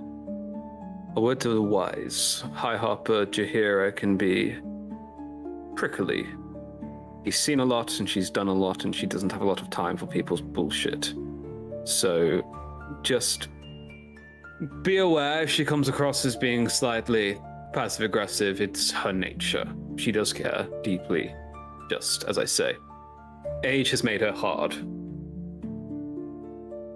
The world has an effect on all this, but in all honesty, Leosin, I'm used to dealing with difficult people. Leave it with me. The High Hard Harper. Well, it has been a pleasure, and again, you have my deepest gratitude for your help at the Raiders camp. I hope that this will not be the last time that we all see each other. Definitely not. Agreed. Well, I wish you could have come instead of the other guy, but oh well. If we're lucky, he won't be much of a problem. I'm going to keep him on a leash more this time, if I'm honest. I'm still a bit grouchy about last night. Oh, yeah, by the way, you do owe me 100 gold, and I'll turn to Renar. Yes. My father's estate will sort it when we get into the city. And just remember, 100 gold. I think we should get him a glass of water before we leave, because I'm going to fill up my water skins, and I'll make sure that he's got his filled before we leave as well. But I do agree, Kyra. Okay. Have you packed all your socks and your underwear? I did forget my sock. Oh, I left them in Greenest. Never mind. As you all sort of like pack your stuff together, Leosin bids you adieu, and I'll say that you all head out into the city proper. So, as you guys begin to head down towards the dock ward, you slowly make your way over to the southeasternmost part of the city. Eventually, you see the sort of like terraced houses and a tight collection of the sort of more working class neighborhoods gives out to this large circular sort of farmer's market, for lack of a better term. You can see that there are various sort of like vegetables, fruits and things of that nature all sort of like packed over in this particular section. Several traders and travelers who've set up sort of makeshift stalls and are selling things. As you sort of like begin to pass through, most of what you see is your general wares and goods and things of that nature. Woodworking supplies and timber and fish and things of that sort of like particular proclivity. And eventually you find yourself down towards a dock ward where you see a impressive building. You can see that standing amongst the various warehouses and sort of like counting offices of the actual main dock itself, this sort of large 2-story, 3-tiered building. You can see it has the embezzlement of a silver dragon on it and a sign which reads, "The Silver Dragon Costa Enclave." You can see it has various sort of like weapons in the window of the leftmost side, sets of armor on the rightmost side, and various sets of adventuring gear, all sort of like hanging in the display cabinets of this particular building. Shopping? Yay! Do they have cloaks? I mean, we could look and see. So. I think So Nebulon. who's heading in for the shopping? I go. I think Nebulon, what he'll do, he'll turn to the party and he'll say, "If you guys want to stick together and do what you need to do, I've got a little bit of a list of my own. I will just be doing my own thing, if that's all right. If anyone wants to accompany me, they can. It's just little tidbits here and there. I've just got a little list, and then I will start wandering away, and I will grab everything on that list from before." Oh, easy enough. Having nothing else to do, Vilka will just accompany you, Nebulon, on your shopping. Incredible. Serena, do you think we could stop by the temple real quick, see if we can find the... Yeah, let's go. I'll introduce you. I will say this, thank now that you're in the dock ward, the temple is the other side of the city, and it'll take you about an hour and a half to get over there. Oh. Oh, yeah, like a U-shape. Probably temples and Don't go too far, guys. We have a long day ahead of us. And we need to make sure we're punctual. Baldur's Gate waits for no one. Got it. We'll have time to do this in Baldur's Gate. This city's boring anyway. It's just full of churches and shit. And piss-covered monuments. And now it is. Now Bernard's been here, baby. Ha ha! Okay, well, let's just go look for a cloak then, as of right now, and I'll go with you. We'll find something try really to find. Thank you, and try to find that weird guy. As much as I As you enter inside of the Silver Dragon Costa Enclave, you find yourself in a very well-maintained sort of trading post. You can see several sort of organized rows of like sort of cases of what appear to be adventuring gear of all different varieties. You can see these sort of like large cooking pots and these tents that have been set up and like displays that are like set all around the shop, a large wooden counter in the back. You can see that there are various people inside sort of browsing the wares, a few assistants sort of like helping them out. As you guys enter inside, you see eventually a gentleman, looks like he's about 5'10" or so, looks human. You can see he has a full beard, which is very neatly groomed down to a very harsh point in the mid-chest. You can see he has this top hat on that has like these plumes of colorful feathers and a monocle sort of like coming up from the collar of his shirt. And he goes, "Well, hello there. Welcome to the Silver Dragon Costa Enclave. I am your shop assistant for today. My name is Qualakdul III. How can I help?"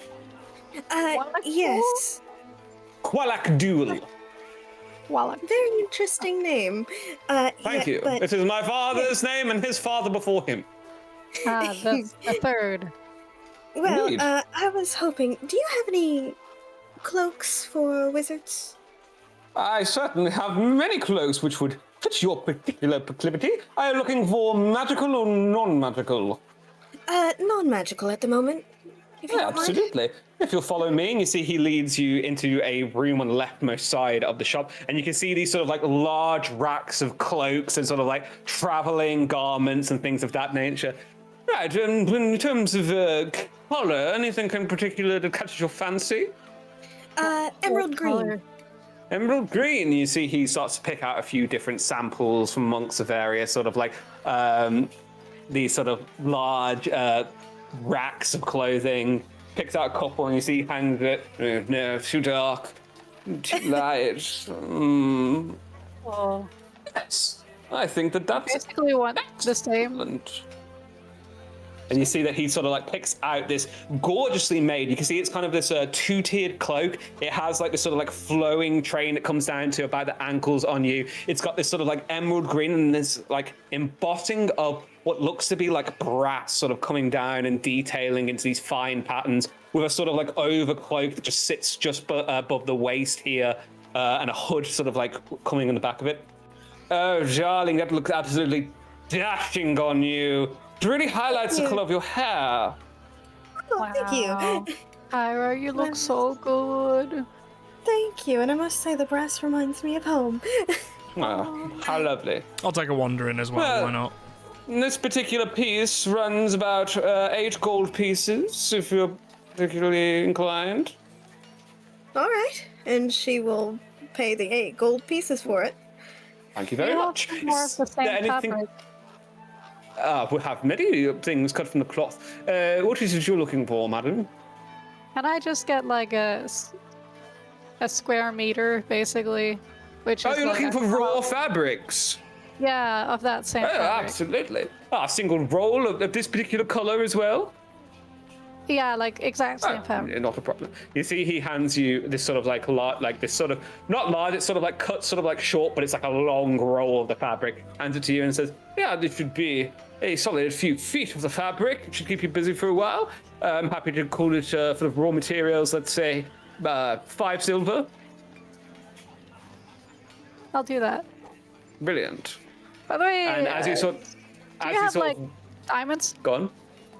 Diamonds! Oh, I certainly do if you have the gold to pay. And I'll say at this point, you begin to wander in, Rail, and see them talking to this eclectic individual. And as they're talking, and she asks for the diamonds. I'm sorry, I hate to interrupt. Do you have any changing rooms? Oh, yes, of course, just over there. You see he points you in the Thank direction you. of what changing rooms. And Kyra goes to go change into her new cloak. In the meantime, madam, if you would like to follow me over to the jeweler's desk, I can talk about some gemstones. And I say, Rail, you sort of like join at this time. Right, so you said you were looking for diamonds. What particular value are you looking for? Like according to my magic, it feels kind of like it's supposed to be around like 100 gold pieces. Like it's just a feeling, but. And you see he takes this sort of like hunk of like raw, sort of like crystal clear diamond. Yeah, this so is not the tiny. most. This is not the most well cut diamond. It has a few flaws in it, but if it's just the raw materials you need, should be able to sell you Sure, this yeah. for 100 gold pieces. Like, is it worth 100, or are you selling it to me? Yes, for- absolutely. Yes, Okay, cool. I'll do that then. brilliant. And you see he takes the golden plate. Anything else? Well, no, not just the fabric. And for you, sir. Do you mind if I have a look at your armors? Why, of course. And you see he sort of like leads you over to the armor displays. You can see various sort of like sets of plate mail and chain mail and studded leather and ring mail. Plate mail, what you're looking for? Yeah, just to peruse. Well, this particular piece runs 1,500 gold pieces. Anything in particular you're looking for? I could revive people 15 times for that amount. Just something that's, a bit more sturdy than what I've got now, really. I'm currently wearing chainmail. Well, it depends on what your budget is. I'm currently sitting on about 300 to 500 gold. Well, to increase what you've got here, your best bet's probably half plate.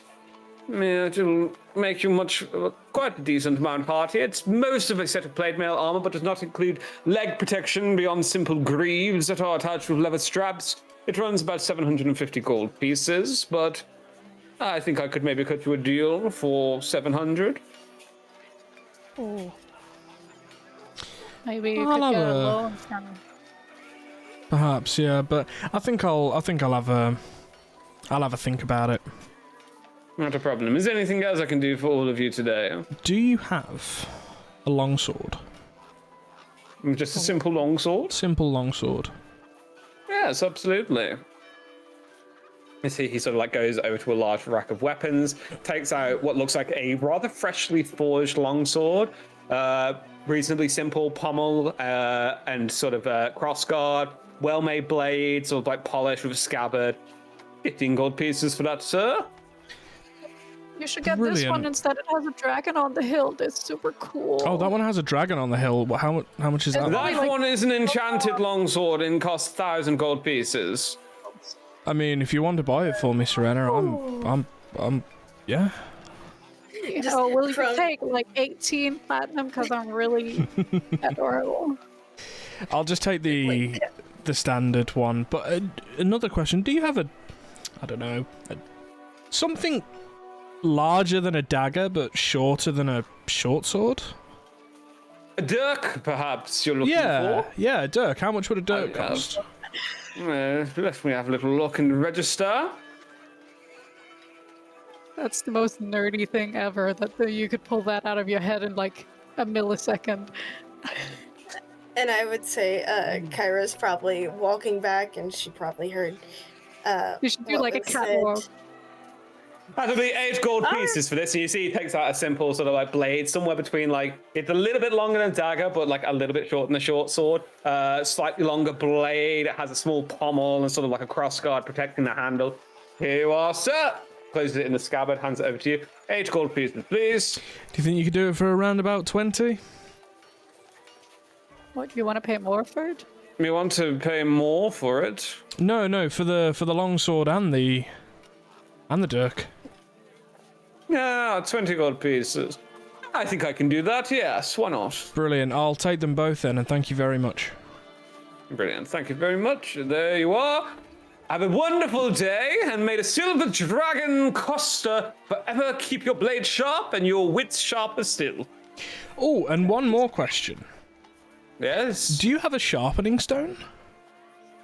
You want to sharpen freshly purchased No, blades? I'm going to be on the road for quite some time, and I want to make sure that my tools are as sharp as my mind, so... You would like a whetstone, as it were. Whetstone, yes, that would be ideal. Whetstone. Should not be a problem. To be a single copper piece. Yep, I'll just throw in the extra copper. In fact, I'll Hands throw you in over a the silver, because he's done such Cool. a good deal. Hands you over this sort of like rounded stone, sort of like a indentation for the blade to be sharpened. That's it. If there's nothing else, I bid you good day. That's everything, thank you.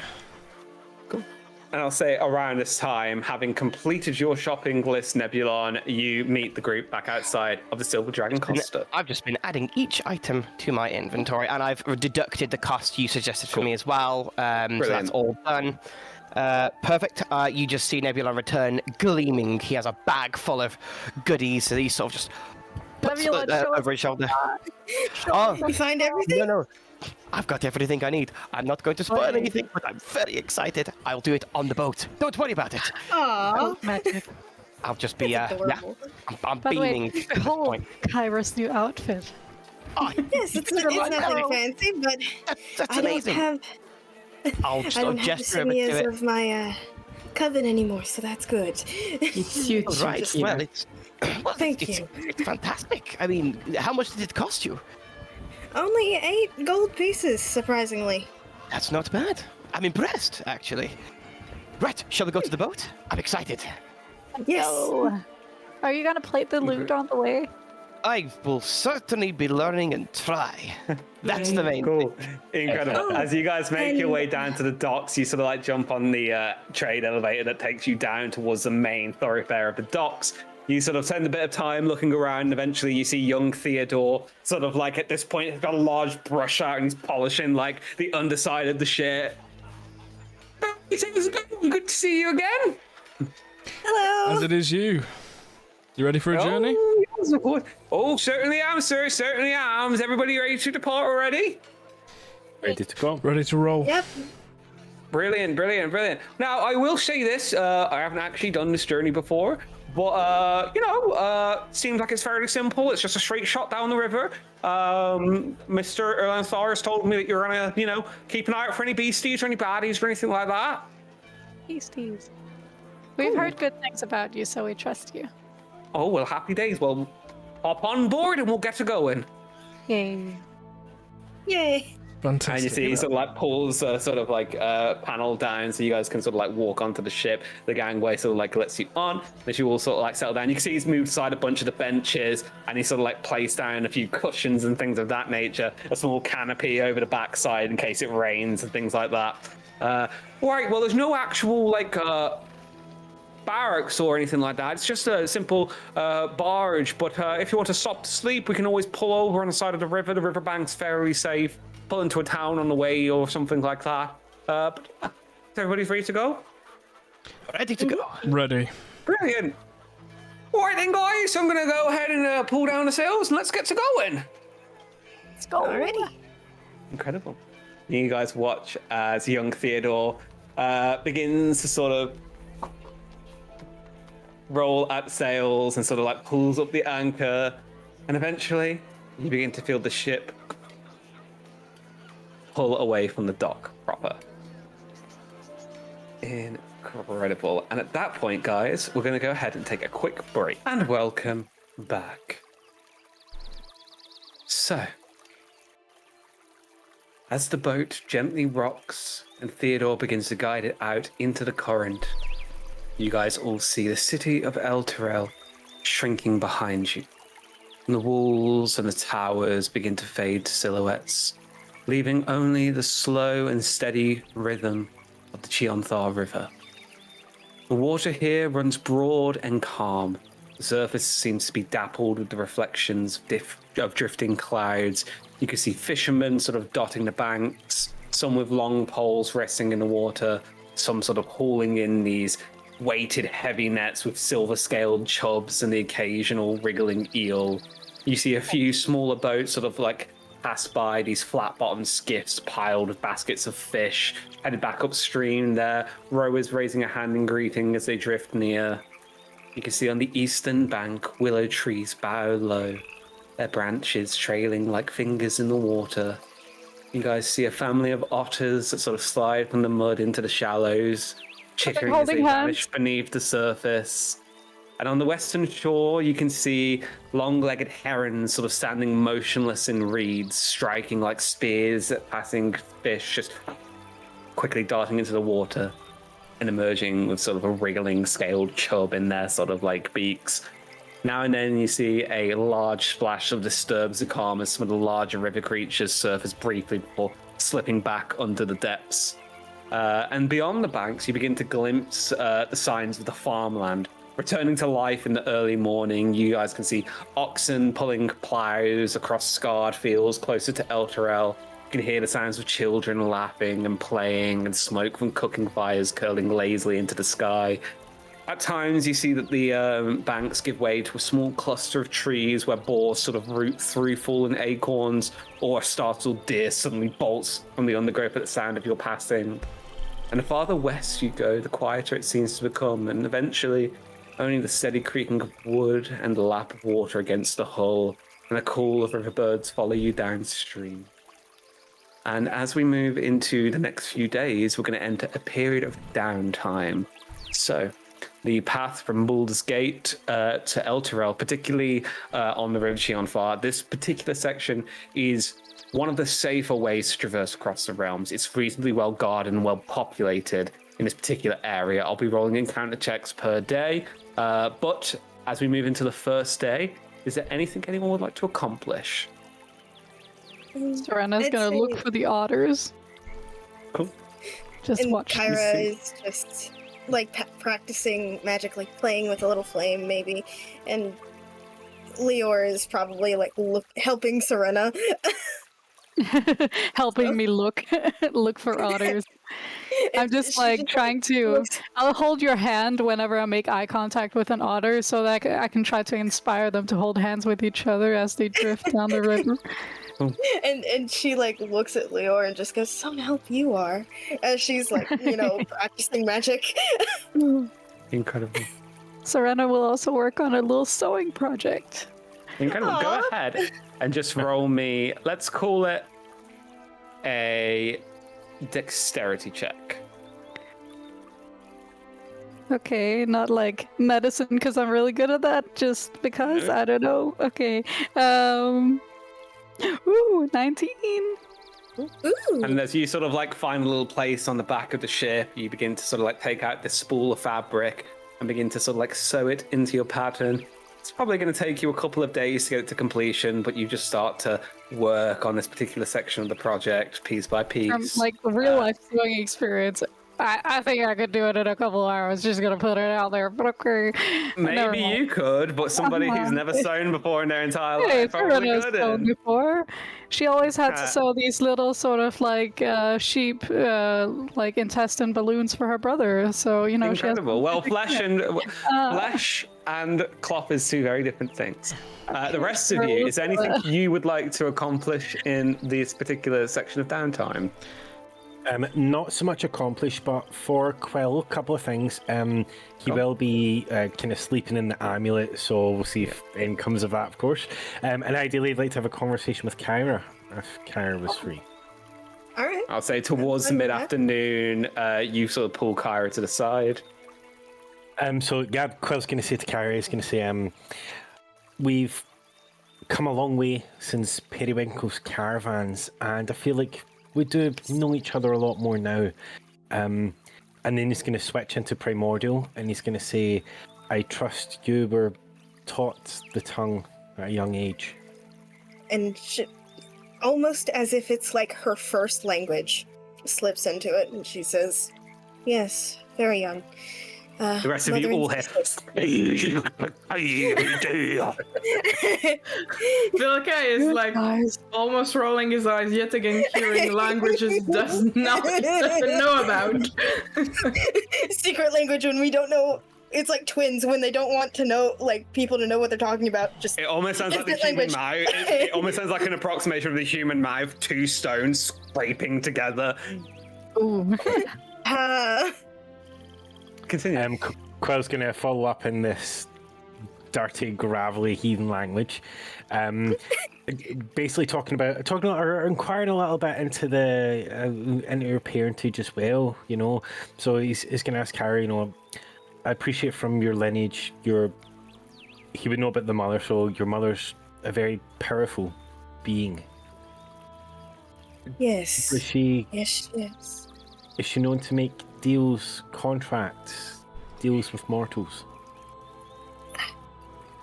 And she'll like think for a minute. So or second. your mother is what's known as a bound noble djinn. It's a djinn who is bound to a particular artifact, who the master of said artifact, the finder of it, then has a modicum of power over the being inside. It's less of a contractual obligation and more of a possessional sort of obligation. You know, your mother's very busy. She passes hands a lot. She's never really given you a proper indication as to like what her work entails and the people that she works for. Okay. And so she will just go, well, she is a high noble djinn, yes. And she passes hands a lot. So I never really know where she is if I ever wanted to find, you know, her lamp. So it's very difficult to track her down. Yeah, 'cause I can imagine, especially if being so busy. Do tell me in that case, perhaps from when you were younger, have you heard stories of this power that she exudes, of it being broken at all? Roll me a history check, Kyra. Okay. Where is it? Please be good. That is a 26. Yeah. So your father spoke of your mother, and obviously a lot of your like younger years were spent with your father rather than your mother. Your mother always came in when she could and popped in to say hello when she had a moment or a breather between passing hands. She was also very absent quite a lot. Yes. You know that your father was very, very invested in the study of particularly Ifrit, fire, elementally aligned djinn. And he, in particular, did spend quite a lot of time researching what this perhaps binding is. Normally, when a noble djinn is bound to an artifact such as a lamp, it's often done by a form of government within the various elemental kingdoms as a form of punishment for some prior misdeed. Your father always spoke of it as being sort of like, oh, your mother never really did anything, like always like braves over it, but you always got the indication that something happened that led to her being punished and she was bound as a result of that thing. And your father was working quite heavily for some time trying to find a way to break said bindings, but we never heard of anybody successfully doing so. Okay, and she will just, relay that knowledge. And she will just go, I tried to question Mom anytime she would stop by and anytime, she would cook her famous apple fritters. Very good. If I can ever get her to ask her to make some, and if she will ever talk to me, I'll see if she can, pop some by, maybe. But anytime I tried to ask her about it, she just, she'd brush over it like Dad did. They wouldn't say anything. Perhaps it speaks to the power of the binding itself, but surely all cords must be cut. Well, Kyra, you yourself are growing more powerful as it is. Perhaps you may become the possessor of the lamp, and then she'll be with you at all times. I hope. And if I am able, knowing how, djinns are and things, if I can wish for her freedom, I'll see if I can. Because I know if I have possession of it, if I remember correctly from studying, she does give 3 wishes. Well, And of course, it's almost unheard of anyone ever using one of said wishes to free the bound djinn inside. Oh, sure. But Kyra does want her mom to be, Would you own your mom? Of course. in a way. Is this Serena asking, or is this you? I don't know, honestly. I mean, you guys are having a private conversation, so I guess not. But Right. In Primordial. In Primordial, yeah. yeah, true. Okay, so I don't I'm just think saying it out to Serena the- speaks that. But okay, Nope. I guess speaking to you, Simone, because Serena doesn't understand what's being said. I guess in a way, I would That'd probably. be pretty cool. Come on, that would be pretty cool. Um, I don't know. though, Don't judge me, Jane. it's very interesting though, because I will I always had that judge you. question. I had that question in my head, like if she ever did like get a hold of, would she own her mom in a way?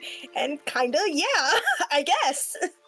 But yeah, that's actually a very good question, and thank you for asking.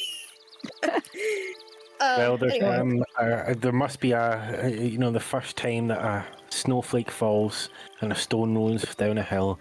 Perhaps it's never been heard of before, but I believe you should be able to do it, Kyra. I do. You can just see in the background, Rael is like trying to mouth the words that you're doing, as if to say like what's going on. Was And Kara, like noticing this, just kind of looking at him like the mother look. And as you guys are having this conversation, the boat sort of lazily rocks. You see, as you pass by, this sort of large stone fortress. You can see this large walled settlement, this sort of like huge tower sort of like spiking out in the middle. Those of you familiar with Eltergard would recognize this on the southern bank as being Fort Morning Lord. You can hear the sort of sounds of like training going on in the background. You can hear swords clanking. You can hear like the sound of like bowstrings sort of like being pulled taut and suddenly released. And as you sort of like lazily drift by.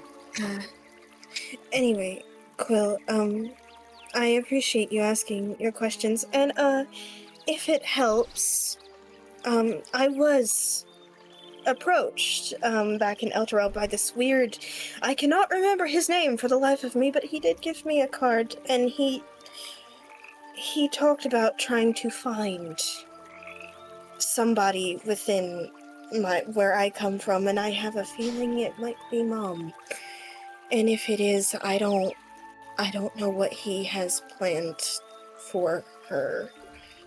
I'll say that Quill, you sort of take this card and plays. You can see it's like this white sort of like laminated card with this beautiful sort of like calligraphy handwriting, reading "The Fine Fellows of Daggerford."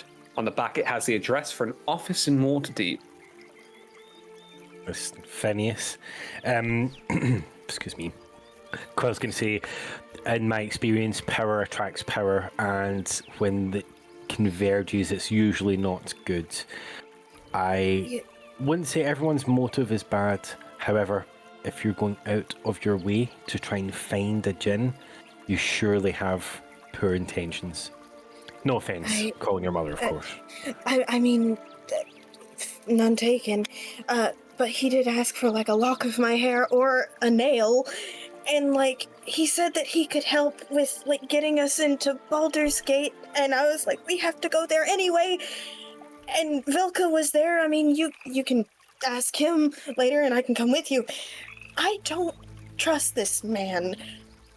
He seems to be a noble, yes, but like, I want to protect my mom, and I tried to contact her last night. She will not answer me. And granted, she's busy. I get it, she's busy, but I feel like she's ignoring me on purpose. I can't speak to that, but I have met many con men in my life, and looking at the card, it sounds just like every other one. I figured as much. I mean, I couldn't get a good read on him, but I don't like him. Though if he can help us get into Baldur's Gate, and he asked if I was looking for work, I don't want to, obviously, but if he's looking to hurt my mom, I don't know. And she's just, like, very like, the more she talks, the more her hair gets... Oh, no. like, she's agitated. Well, you have all of us here, Kyra. That Harper's pin also means that you're not alone in a battle to come. I know. And speaking of Harper's pins, I wish I had my teachers, but those assholes, like looking in the direction that she thinks that they are, took it! The fire kind of gets worse. Just, it explodes. Like her hair, explosion, slight explosion. And as the day slowly drifts toward twilight, you guys see that the night sky is clear. You see Nebula sort of on the bow ship takes out the small sort of like brass telescope and is just sort of like tracking star charts as you all continue your evening. At a certain point during the day, you guys approach what looks like a sort of like a large arching bridge over the river. You can see that Theodore sort of like slows the sails down a little bit, pulls it into a very, very sort of like slow ascent towards the bridge, and you guys hear the sounds of a voice echoing out from over the bridge. Oh, everybody, stop the ship! And you guys can now see as you approach that sort of like pulled over the expanse of the bridge, this sort of like small, like almost like chicken wire fence has been like pulled across the length of the river. You can see that there are 4 figures sort of like set atop of the bridge and 3 on either side. You can see that one steps forward on top of the bridge, and you can see they all appear to be hooded, their face sort of like covered, just showing the eyes. And this particular figure, you can see sort of grey skin, 2 sort of like tusks curling out from underneath. This sort of like shock of like black and white hair pulled into a tight mohawk ponytail, sort of like grey axe on his back. Goes, right, if you want to pass by, I'm afraid that you're going to have to pay the toll. So, 25 gold pieces, or you can turn back and go back where you came from. Do they look like orcs? The leader does. He's standing atop the bridge. The others are all heavily obscured on their faces. Sort of like... Can I say an orc? coverings. Like, I'm an orc too! Does that mean that we can go? Like orc 50 gold piece toll! No! For a girl trying to strike a bargain. But we're one of a kind! Never Nah. mind. We're gonna lower down a bucket. You're gonna place the gold inside. We'll pull it back up, and as long as it's all accounted for, no blood needs to be shed here, guys. You're gonna shed our blood? Serena, please. Velka will just like come out from the side of the boat and just like stand up, just looking up at the guy. I've taken this road many times before. I don't remember of a toll to be paid. Well, you know what they say, times are a-changing, and unfortunately this route is now, a paid route. What if we dragged the boat onto land and went around the bridge? Do Why guys don't you think- try that? Why don't you try that?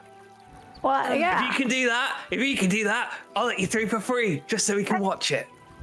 Okay, maybe I have a spell or something. Nebulon, can you do some cool magic stuff? You never know what kind of spells you have available. To move a Just- boat this big, I don't think it's going to be quite as easy as that, to be honest. Come on, Nebulon, you have the power of the stars behind you. Just in let me case, have a I'm gonna little- go ahead and cast mage armor on myself, just in case. Things get bad. Things go sour. I'll just pull Quill to one side. Don't suppose you can make it look like there's any gold in that bucket, do you? Yes. Yes, Quill can. Do you want to give it a shot? I'll pretend to put some in, You see make a few the clattering bucket sort of noises. gets lowered down on a rack. Yeah, let's do it. So Rail he'll get his coin purse out. He'll get just a handful of random coins and just kind of like drop it in the bucket, shake it around so they can hear it, and then quickly put them, quickly grasp his hand and just like nonchalantly just pulls it back. And simultaneously, then Quill kind of, I suppose, trying to hide it a little bit or cover up a bit, cast a minor illusion to show, a pile of gold coins just in the bucket. Cool. I'll let And you it's roll less- sleight of hand. I'll let you roll sleight of hand or stealth with advantage. You choose. For Quill, yeah. For Quill, yeah? Yeah. Yeah, I'll choose sleight of hand with advantage. Because I'm doing the jingling thing, does he get a help action? He gets yes. advantage. He does. Advantage. It's 18, which is great because the first one was a 1, so 18. Incredible. That's it. Good work. And the jump bucket is slowly pulled. Theodore, go. You see, he sort of like takes the bucket, shakes it, and looks inside. That'll do nicely. Bruce! Let him through! And you see the chicken wire sort of like pulled back. And Theodore sort of like raises the sail slightly, and the ship sort of like glides through. Make sure to remember Thank you this very boat. much for your patronage. You're very welcome. May you guard this with great honor. Oh, we definitely will. Guards real, am I Believe right? we paid those dogs. Hey, we're not all I this would have bad. killed the ducks. What about the next people going through? Then we'll just do the I know same we trick are in a again and hurry, again. but Well, they don't deserve murder, but like maybe a lesson. just half a murder. Just a little bit of murder. Just a little bit. And as you guys move into the evening, is there anything anyone would like to do before the end of the first day? Just a quick question. This boat, how big is it and how sturdy would it be if there were two people, jumping around it, I guess, would be the best. It's a skiff. It's like a fishing boat. It's not large at all. Probably would cause everybody some discomfort if people were jumping around on it. It would rock the boat. Ew. All right. Vilka, do you want to try something? What have you got in mind? So, with our battles recently, I have been getting my derriere handed to me over and over. So, I'm thinking of trying something a little bit different with my combat style, but I want to pretend that I'm facing an enemy that's larger than me. So, can you borrow my greatsword? And what I want to do is we'll try and lock arms as much as we can. while keeping the boat as steady as possible. It's a test of strength and dexterity. Oh, well, please be careful. You know, the boat's very small and it's not got a lot of room to be prancing about. Precisely. That's why I want to do it here. And Rail, I just want to say in advance, if you tip us over, I am not responsible for what happens. Well, that's What happens the if goal. you get wet? Does your hair extinguish? You go bald? It just turns back to normal hair. What is normal hair in your... And When it dries, does it become fire again? So what's the Okay, plan here, guys? yes, Passing Vilka my greatsword, and I'm going to get my longsword in my right hand and my dirk in my left hand, and I'm going to go at it with Vilka. If you can stay on your soldier boy, then be my guest. Well, I don't expect to stay on my feet straight away. If I get knocked over, then I'm just another wall. Let's go. Roll athletics versus acrobatics. Rail for you, acrobatics. Vilka for you, athletics. Okay, that's a 12. 16 for me. Cool. So as you sort of go in on the first sort of like pass Frail, you sort of like go and try and use these two new weapons. You used to using like a two-handed weapon, using two single-handed weapons. It's a little bit alien for you. You sort of like go in for like a pulled back backstab. Vilka sort of like easily parries it to the side on the first mark. Go ahead and go one more time. Go ahead and go again. Oh, okay. Forgot how good you're at fighting, Vilka. Should hold your arm a little bit more like this, and being dual wielded, I will try to give him advantage on his own roll. Go to try ahead and to roll grab advantage. how to work with the weapons. And I'll As I'm I'm saying watching sort of this, adjust, mirror. Kyra's like, Vilka sort of adjusts your posture slightly, sort of like changes your stance and your grip on the weapons. Acrobatics again, yeah? Yep, with advantage. That is a dirty 20. Nice. Incredible. and from you. As- Oh, sorry, go on, Kai. oh, sorry. As I assume everybody's watching this, right? I think. I think since the boat's my It'll be hard not to. you have no other choice. Passing bread over to Quill or something. Is this like popcorn, basically? Yes. Like the medieval And version of and popcorn? what was your mark? What was your roll? Sorry, Vilka. 16 again. 16. Cool. So this time you sort of managed to slightly chink through the defense rail. It's not particularly clean. You sort of just managed to slip the dirk around the side of the longsword, just barely sort of like nicking the side of Vilka's sort of like clothes, not making any real impact or damage. Feels a little bit more steady this time, but feels like you need one more to sort of like cement a technique for you to then practice in your own time. We all right to give it one more shot? I feel like I've almost got it. Stretch at your feet, soldier boy. And I show him a little bit Yes. more of the Incredible. fighting stance. Go ahead and give me another round. Cool. Do you want this one straight? No, roll with advantage again. Vilka, depending on how hard you are going against him, you can either roll straight with advantage or let you choose. I will just roll straight. It's a 21 to beat. That's an 18 for me. Oh. Nice. And this time you manage to sort of like get low, you sweep under, the two swords sort of like just stop shy around the waist of Vilka. See? You're getting it now. Yeah. Thanks for the advice. That's it's really different from everything I'm used to, but I just feel that if I'm a bit more, snappy in combat, it's gonna do me a bit better.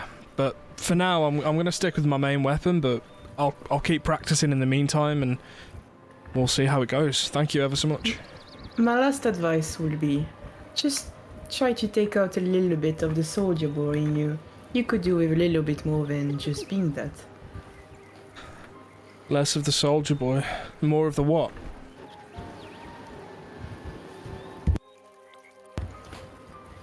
I'll let you find for yourself. Well, there can't be easy answers to combat, so okay. Really, do you want to go against me next? I got my sickle ready. Guys, should I? Incredible. I will say this, as the first day comes to its conclusion, you guys in the early morning sort of like stretch out, and you can now see, as you move into the second day, the river sort of begins to bend wide, and you can see that as you're getting closer and further away from El Terrell, the mouth of the river seems to open much wider in this particular section of the realms. You sort of like round north, at which point in the early morning, you glimpsed a tidy sprawl of a small farming village. You can see what looks like patchwork fields of wheat and beans and bright flowers. And from the water, the village looks almost like a storybook painting brought to life. You can see these sort of low, round-doored cottages built into grassy mounds. Their chimneys sort of like puffing out neat curls of white smoke, and stone footbridges arching over irrigation channels that sort of sparkle in the sun. You can see the fields stretched down nearly to the riverbank, where these sort of like selection of humanoid figures, these sort of like shorter gnomish individuals, are sort of like tending to these large water wheels that churn lazily in the current, powering these small mills and pumps. You can make out the faint sound of tinkling bells in the early morning, and you can hear the sound of like bleating meh goats. You can see herders guiding their flocks between hedgerows, scarecrows dressed in like floppy hats and patchwork tunics standing guards. A little bit closer towards the water, you can see these tiny little piers, no more than a few rough planks sort of tied together with rope. You can see a couple of gnomish-sized flatboats painted bright blue and yellow bobbing in the current. And above it all, at the heart of the small village in the distance, you can see the small stone tower, sort of like rising, crowned of a copper weather vane shaped like a rabbit. Not particularly tall by human standards, but probably about 3 or 4 stories by gnomish standards.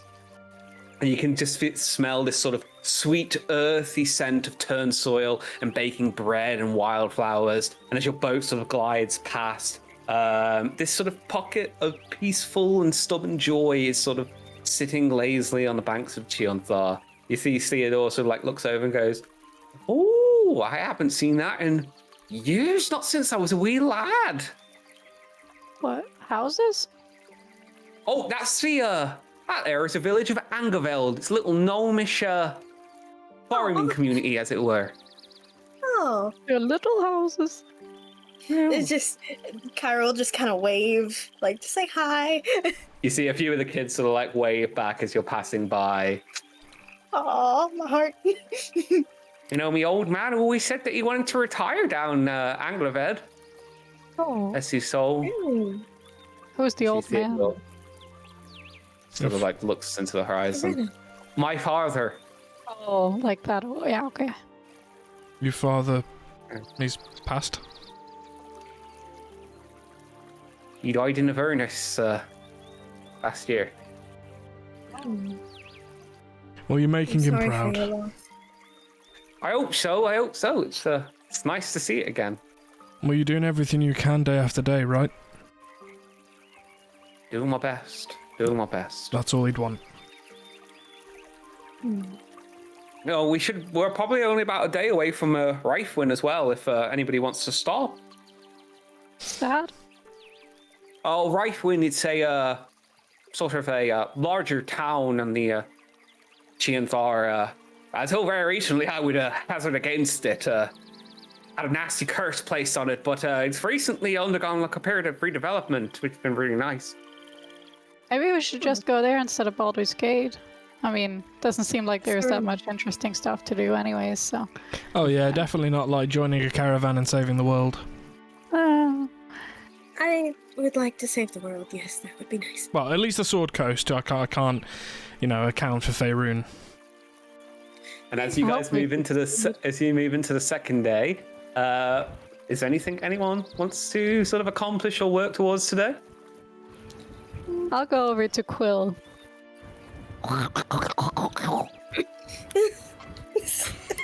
Did I say something? I think it's more...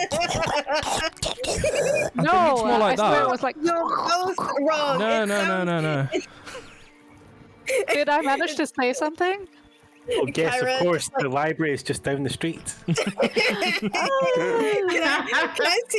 Can I see if Quill is lying? He's definitely lying. He's lying. He's definitely lying. Wow, and Kyra will just, like, I need look to at him remember for a that. minute, and then she'll like, no, it sounds, and then as she says it sounds like this, she will slip into primordial, and then Okay, so moving into the mid afternoon, the clouds sort of begin to gather overhead, and a very, very light rain sort of begins to trickle down on top of you guys.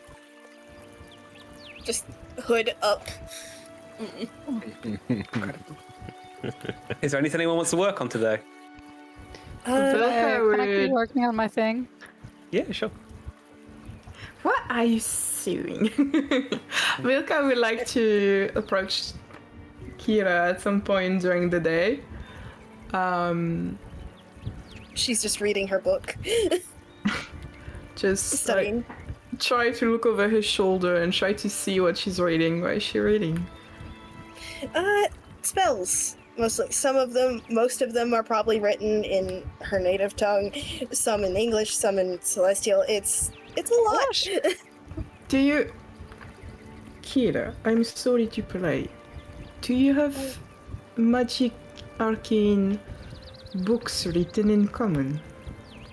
Oh, I have actually, each page is dedicated to a different language. Hang on, and she'll like flip through her book and then find one that has all the spells that she's learned and some that she plans to learn in common. Here you go. And you see Vilka like... Obviously Vilka, despite all his broodiness, you'd have probably noticed is a little bit more composed than most broody characters which you found so far. But as she hands him the book, he's like... Almost... There's almost a sense to him like he hasn't opened the book for a while and just like trying to look over it. And after like a few minutes he goes, "Oh, Kira, I meant general books about magic, not like this is spells." Oh, I'm so sorry. And she just like takes her book and she'll like look in her bag. I think. And she'll just like grab one here. As you sort of hand it over, you see it seems to boast a history of the weave and a study into the tenets of Mistra. Can you read it out aloud so the rest of us can hear it too? I will wanna try learn not to get into it, Kira. Thank you. Alright, just be sure to return it when you're finished. That is if I remember correctly, it says in the back, a first edition. So, and it's from my father's library, so I What don't is it? want it to... What is the first edition? Oh, it's, don't worry about it. Towards the sort of like later afternoon, Rail, you sort of like looking over the ship. Your attention sort of like directed towards the bow of the ship. You can see that Renar's sort of like legs dangling. And the concerning thing that you've sort of been picking up on is that flask that he has on his person, he's been drinking from it quite heavily. Does it keep going? You've been oddly quiet, Renar, and well, just getting a little bit nervy as we approach Baldur's Gate, I suppose. nervy. Is that why you're, chugging on that thing that seems to be giving out more than it should? If I'm not mistaken. No, it's just it's the same. Come on. It's the same flask that I was drinking from yesterday. Is there a bottom? Yes. Do you mind if I have a few sips? Of course. You see, he hands it to you. I'll smell it first. How does it smell? It smells like sort of decent, like mid-range whiskey. I'll give it a couple of big hits. And as you do, you reach the bottom of it, and it is empty. Oh. So, Okay, it wasn't, but well, whoops, we're out of booze. I guess we're not as even as I want to be now, but No. Well, that's not technically correct. what do you mean? You see, he sort of shifts uncomfortably, and you hear the clink of bottles in his bag. How many did you get? Just a few, just for the journey. It's I've got history in Baldur's Gate is all, and it's just a little bit nerve-wracking is all. You see, he's like kind of like playing with his hair. Anything that would get us all into trouble? No, not all of us. Just You? I'll be frank with you, Rail. We're friends, aren't we? We are? We are? My ex-fiance lives in Baldur's Gate, Ah. and we had a bit of a bad breakup. And so that's led to the drinking. Is that, wouldn't you rather go in with a sharp mind than a sharp tongue as you normally do? No, not particularly, no. Wait, who is it? Her name is Melissa. She's the daughter of Randolph of Vamas. He's a noble in the city. They had a family that owned the trade routes from Baldur's Gate to Chult. So a big deal. Kind of, yes. And how did it end? It's not important. Did you cheat? Were you betrothed? I'm sorry. I can see why she would have chosen another man. Well, I'll be frank, since you're obviously being passive-aggressive. It was an arranged marriage by my father. They wed the two houses together so that they could start to spread their influence over to Chult. Right. I, however, didn't particularly feel like I was ready to settle down. You chickened out. I didn't chicken out necessarily. It's just on the day of the wedding, I happened to hop onto a caravan that may or may not have been heading up to Waterdeep. Oh, so you didn't chicken out. You ran. Yeah. I've seen this movie before. It's called Runaway Bride. Running's a really strong word. Escaped. Yes. Disappeared. Betrayed her. Those kind of things. I was very clear that I was not interested in arranged marriage. My father constantly spoke of marrying houses together and put forward a lot of different suitors to me. It's just I was not interested in any of them necessarily. At the same time, though, Renar, that was your duty. Well, if I may, continue talking. Go ahead, Kyra. Well, I was fortunate enough to not have my mother around very much, but arranged marriage, while it is a duty, I feel as though you should have a say in who you can and who you should. It's basically. Well, try telling my father that. If I'm honest, Maybe if you were a little bit more of a man, you could tell your father yourself, Reynard. My father's harder to talk to than you think.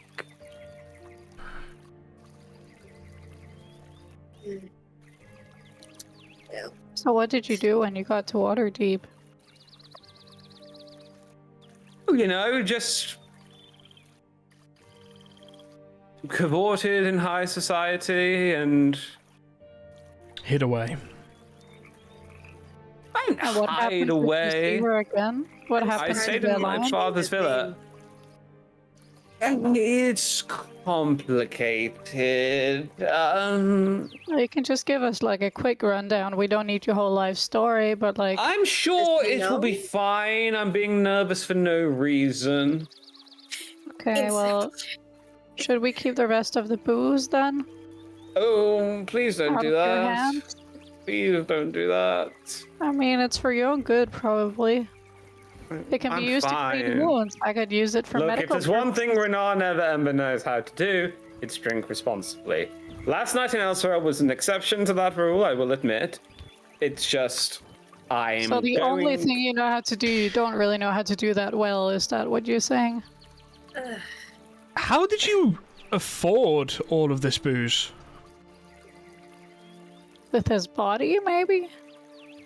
I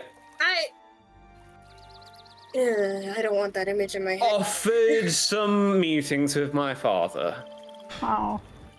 Oh no, I can see why you cannot talk to your father. He must be so busy. Probably. Do you know what I'd All do? those meetings. I'd spend the time it's going to take to reach Baldur's Gate to at least think up an apology, even if you do see her. Probably not I just- wanting to, but best to be prepared. Look, this is not meant to be an insult, right? I genuinely am trying to be real right now. As much as I possibly can with you non-nobles. See, I didn't use the word peasant. To start, Good job. Congrats. I know that you have difficulties in the peasantry, and I know that the peasants all see high society as being glitz and glamour. But there are difficulties that come with being a noble and having a name as well. Not the same difficulties, I'm not trying to equate it. It's just, there is also...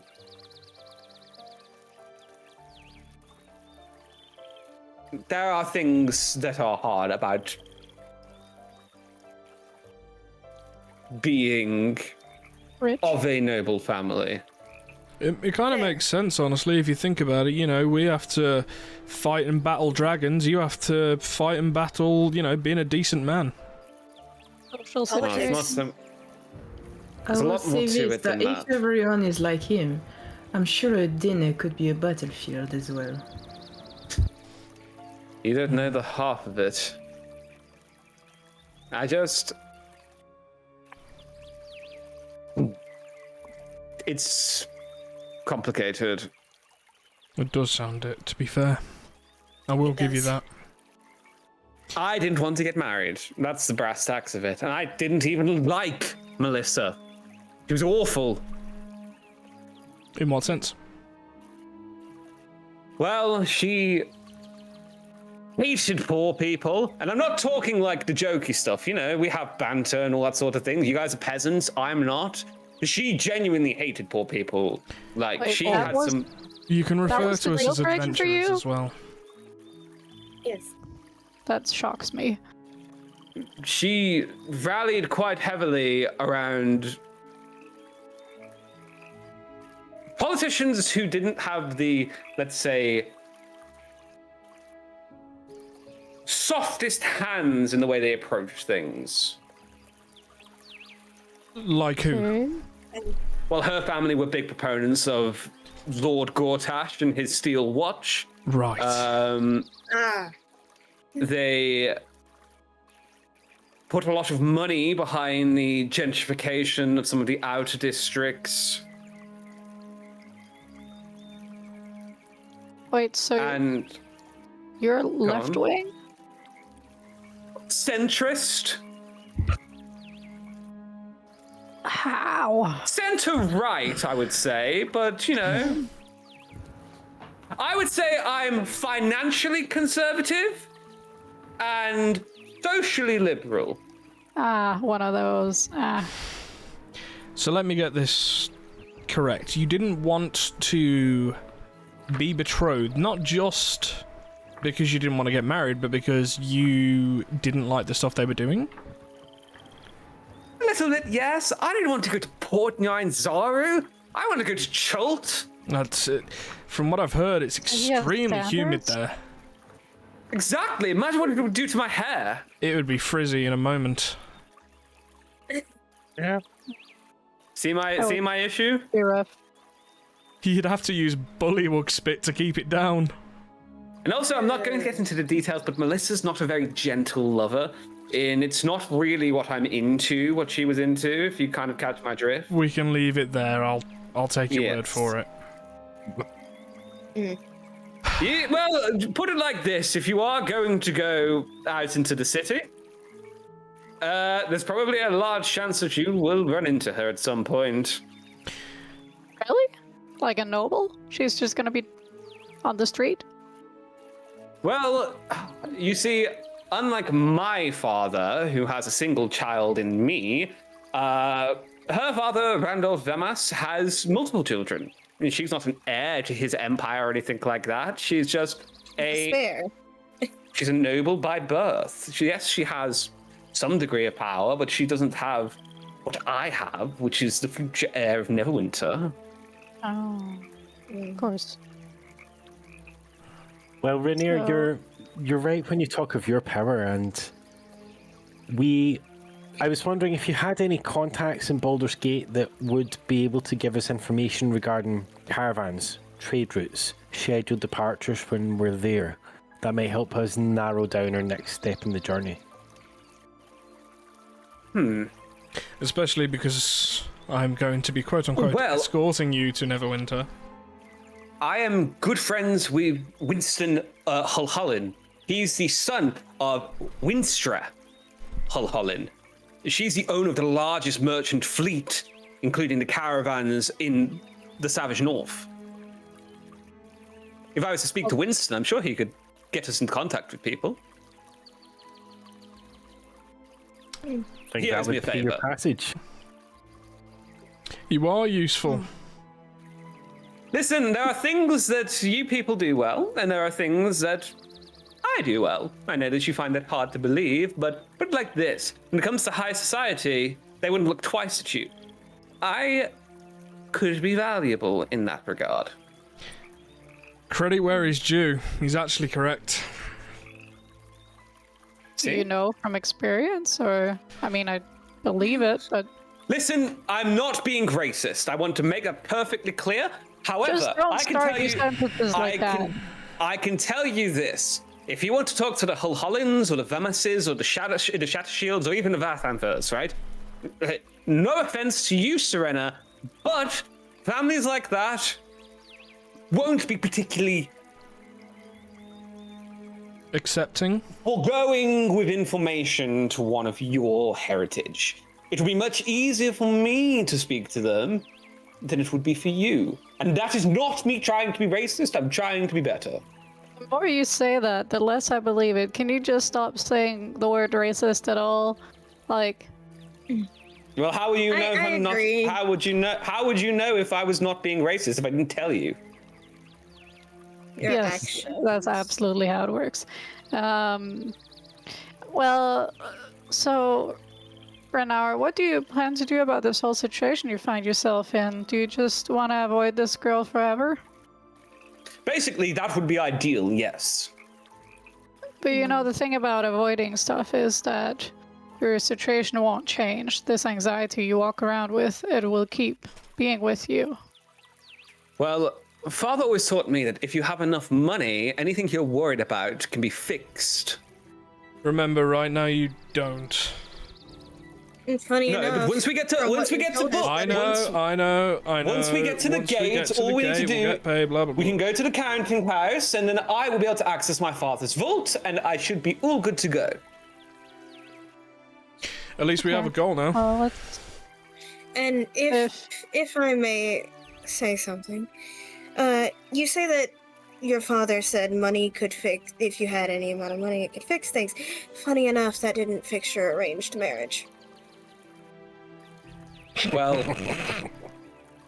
let's just say that the Vamases threw more money at it than I could. And Still when my didn't money fix it. comes, my money comes from Father, and if he didn't want me to throw money at it, I couldn't throw money at it. That's And it's not like I'm going to get a normal job, you know what I mean? Like, You ever played look at me. cards very before now? Yes, I'm actually very skilled at cards. Sometimes you just get dealt a shit hand. Yeah. Not if you cheat. Well, that's not the point I'm trying to raise. And well, Renauer. That's if why you do always keep an wanna- ace in your sleeve, Rail. Elementary. if it matters, probably not. If you don't want to be where you are, I would suggest, because by the sounds of it, you are very reliant on your father. Very reliant. So if you possibly want to get out of the situation that you're in, don't be so reliant on him. But where are you supposed to get money from if your father doesn't give it to you? You're a noble, and I assume you're Yes. smart in some regard. You can figure that Very. out. Use your brain. As long as it's not bringing see, back he the sort Sun of gives- Games, I don't mind. You see, he sort of gives that. The Sun Games are excellent. What are you talking The about? Sun Games are awful. Do not even speak But to me they're about so it. entertaining. No. They are inhumane in orc in everything in bipedal. Orc. In orc, in bipedal, they are just bad everything. But you see, he sort of gives a 1,000-yard stare as he sort of processes what you said to him, Kyra.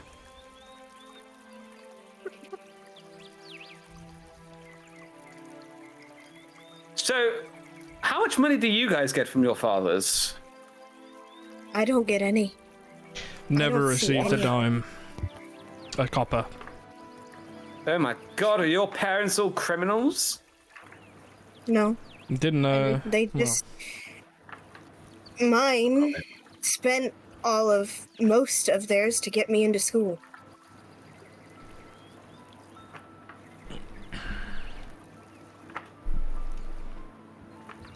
But I thought school was free.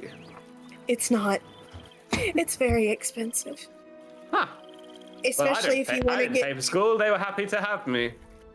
It's My father evident did give a that you very get- generous donation package towards the college, of course. And there you go. That right there.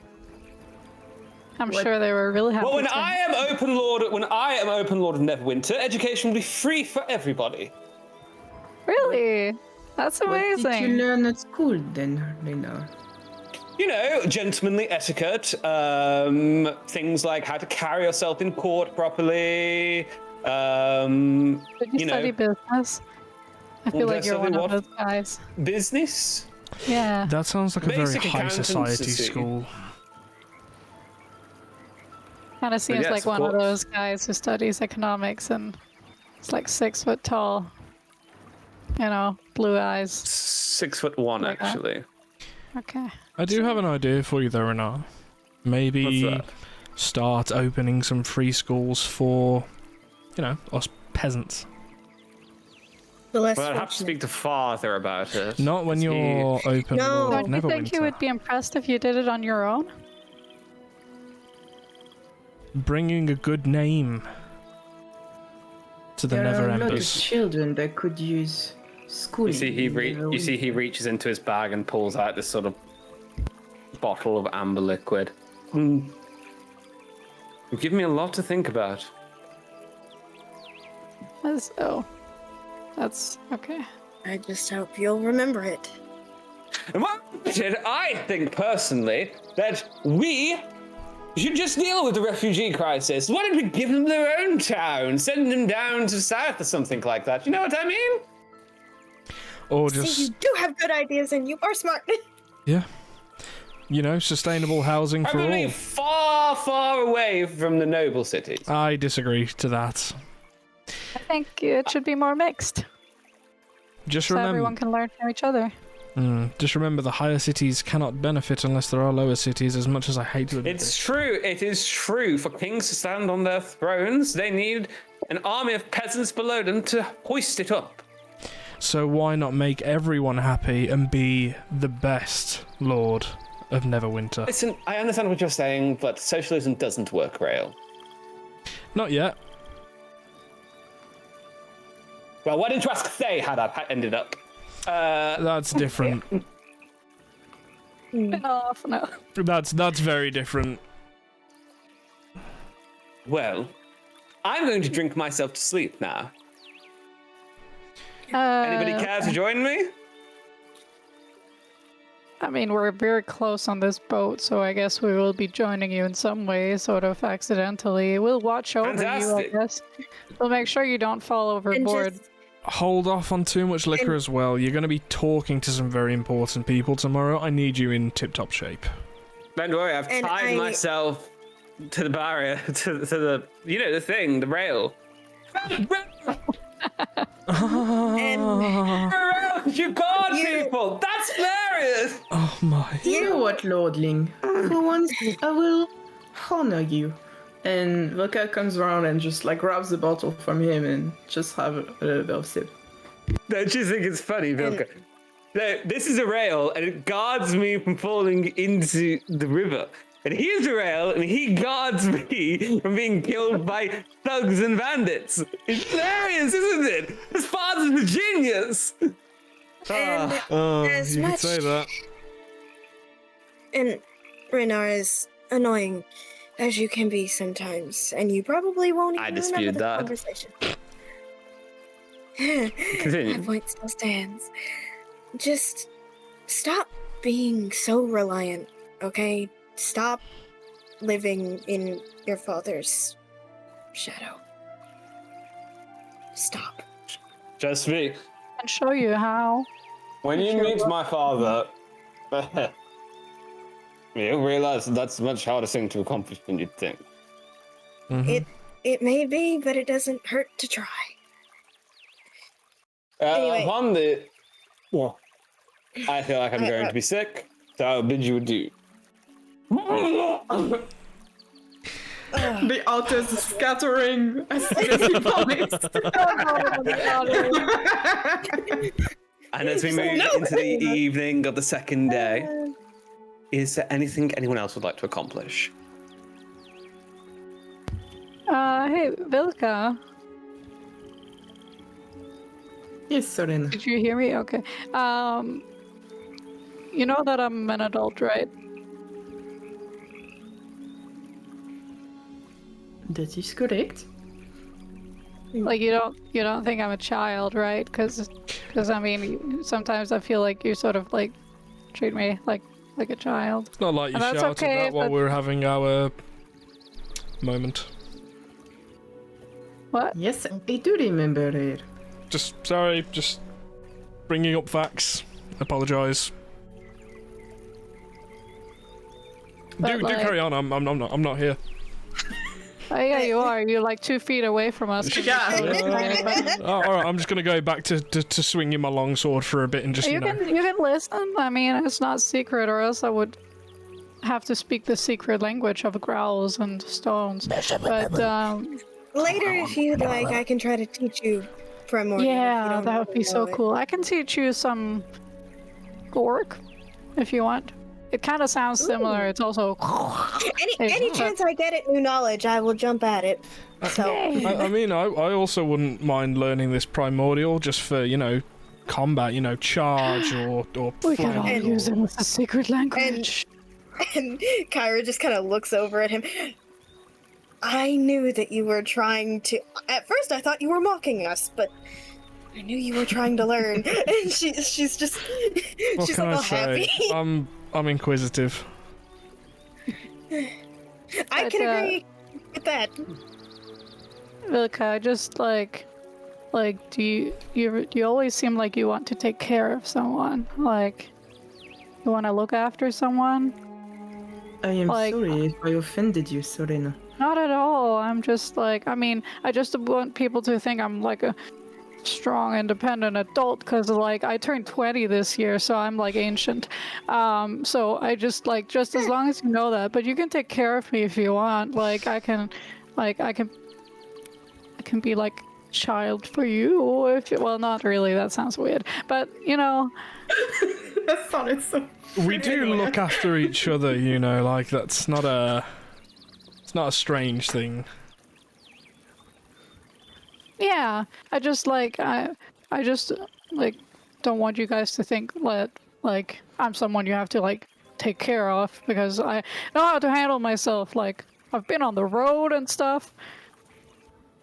I've seen shit. I I apologize, Solina. You don't have to apologize. It's just, I was just wondering if, like, I don't know, it just seemed like you needed someone to look after. Do you want to talk about it? It is interesting that you say that. Nebulon told to me this morning that he wants to take care of me and to take care of everyone. And I turned That's over funny, I to didn't hear that Nebulon at because the it other must side of happen the like 2 boat. meters away, but... Oh. I just, you know, if you want to talk about something or... Like, I can pretend to be a child if you need it. You do Or not something. pretend. You do not need to pretend to be a child, Solina. Okay, I mean, just say the word if you do, so...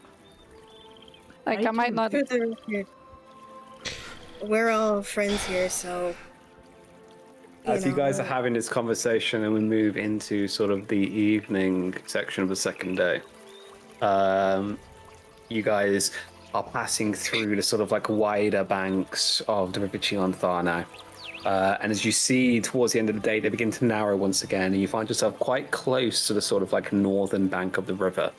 Sort of towards 8 or 9 o'clock, you guys spot what appears to be 3 humanoid figures, sort of like riding horseback. You see one of them sort of hops up a horse, pulls a hood down. You can see what looks like a sort of elven male. You can see he's got this sort of like long flowing brown hair tied into a tight sort of like bun at the back. You can see the pointed ears with sort of like fine ageless features. Excuse me, I'm sorry to bother you. Just a second of your time, if you will. And you ride along as we sail, or do we need to stop? Oh no, it's quite all right. It'll take but a second. You see the horses still like trot behind, like keeping stead with the boat. I don't suppose any of you have spotted a stag back in that direction, have you? Water? A stag? Like, but we've been in the water. I know, but around this particular area on the banks or in the trees or anything like that, any weird stags or deer? Not that we've really not seen, that I no. can recall. No stags or, well, if you Why are you want to looking get for fancy stag? hearts, I haven't seen any. Just a rumor, that's all. You see that What's one of the the other rumor? hunters sort of says so and goes, must have gone north then. That's the only way. Agreed. Anything to be concerned thank you. about, lads? Oh, no, nothing to be concerned about, just a rumor, that's all. If Thank we you for do, your time. if we do Hey, what's find the it, rumor? what should we do? You see Is that it he's sort of like dangerous? obviously withholding information. Not dangerous, no. Nothing like that. Look, Is I'm it a god of worthwhile? Greenest. You can, if there's anything that's going to cause anyone harm, I would No, prefer no, to no. know. It's not dangerous. It's not dangerous. It's nothing. Can I look over a little bit more closely to what they are carrying? With Yeah, them? go ahead and roll a perception check. 23.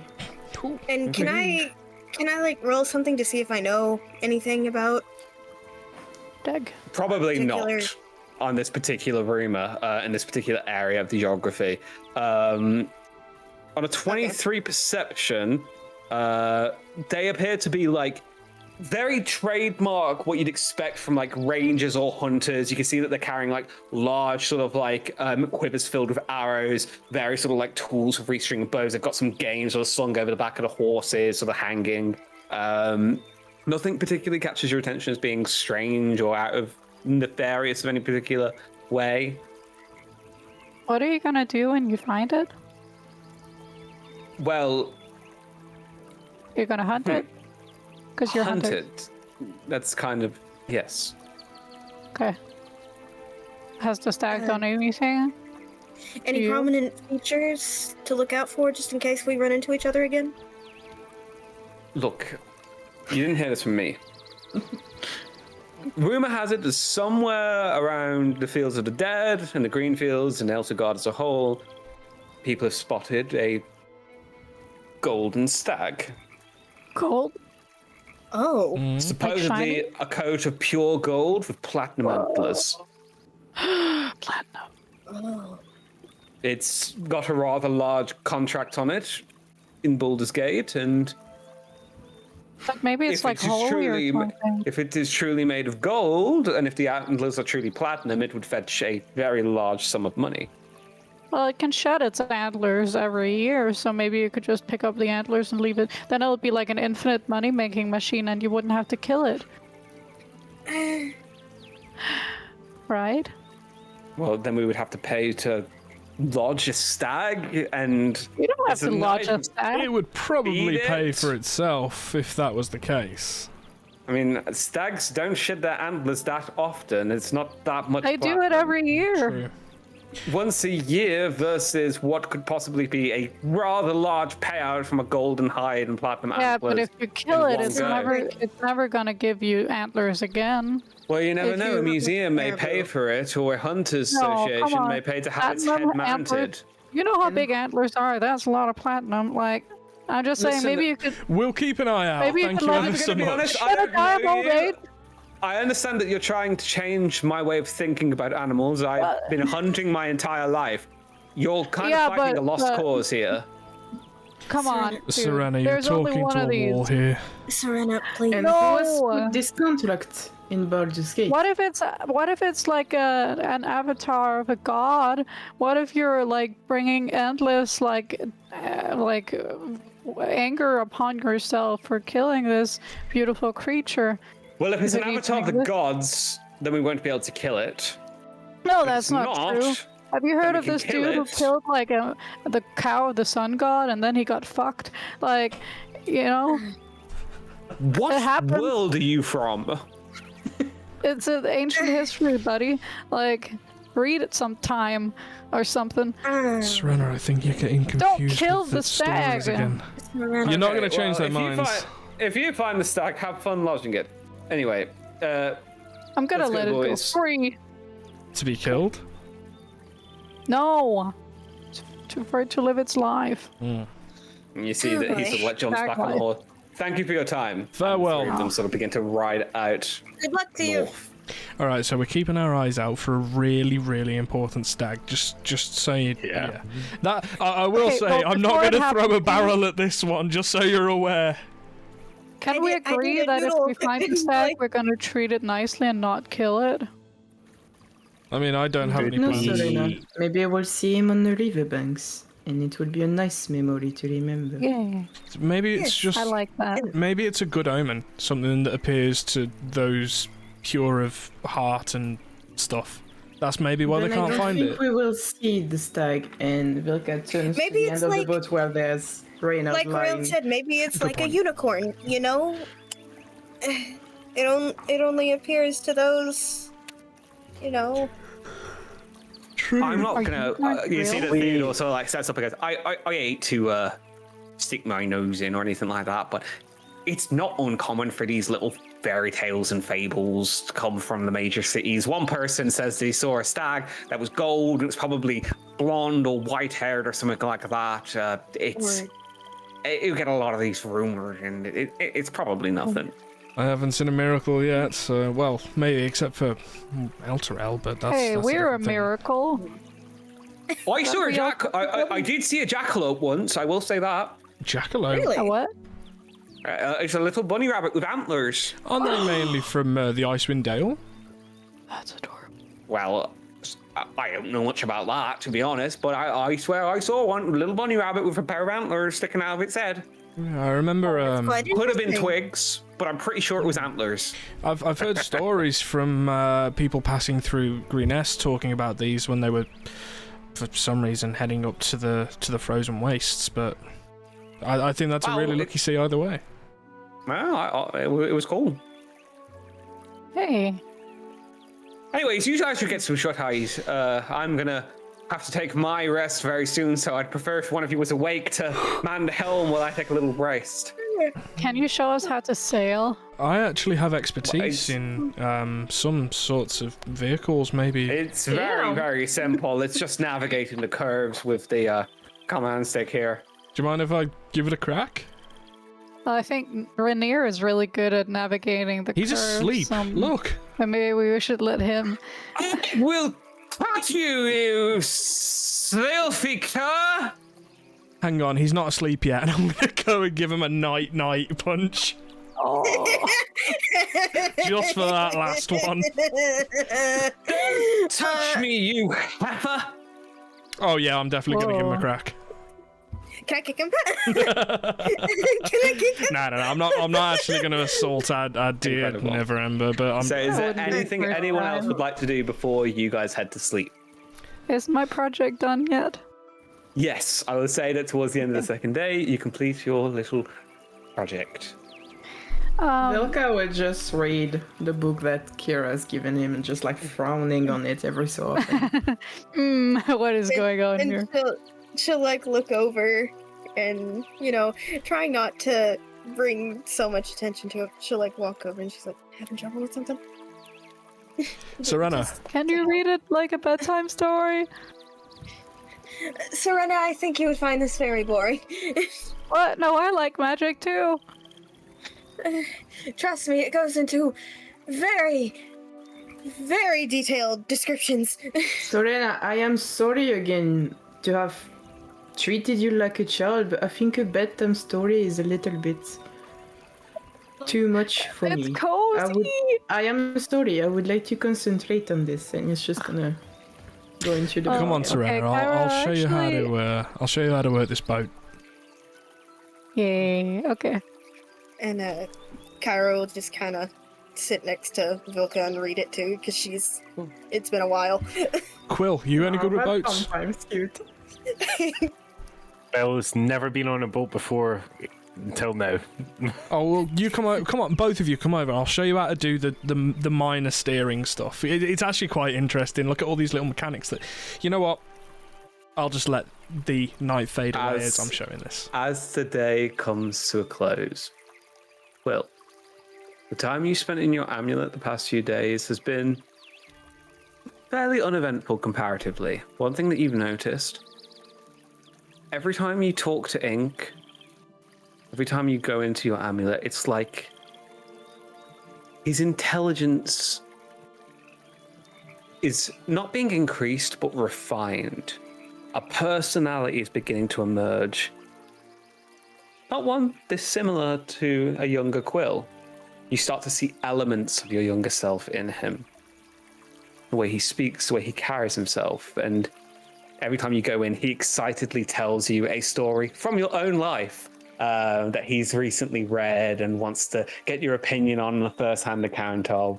And you can just see like this sort of like excitement sort of like building in him.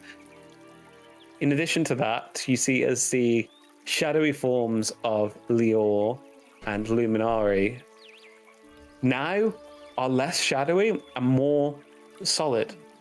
They sort of are beginning to take physical form, and you begin to hear the sounds of Lior's paws sort of like pattering on the stone floor. You can hear Luminari flying up with the chains and a very faint rattling. Just to help picture in my head, by the way, guys, are they in kind of like an inky form, like you Exactly. know, Japanese artwork kind of stuff? Yeah? Exactly. And you see on the eve of the second day, as you sort of go in for your long rest, Ink sort of like excitedly approaches you and said, William, it's good to see you again. How goes your journey? It goes well, Ink. It goes well. We're sailing on a river. And what is that like? Is it different being on a boat versus land? There's a lot more frogs. Frogs? Frogs. You see a shadowy. Like this. That's exactly like that. That's very impressive, Ink. Very Thank you. impressive. I feel like I'm getting better. And what are you trying to do? What you always taught me to do, Quill. Oh, good. Break chains. Right. Good. Good. I appreciate that it's just yourself and, of course, Lior and Luminari here. Is there anything else I could get you that would help? Do you have needs, wants, desires? I don't know. Maybe.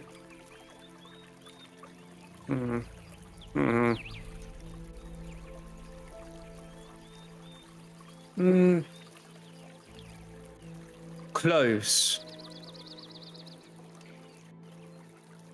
I want clothes. Like what you wear. Clothes. What your friends wear.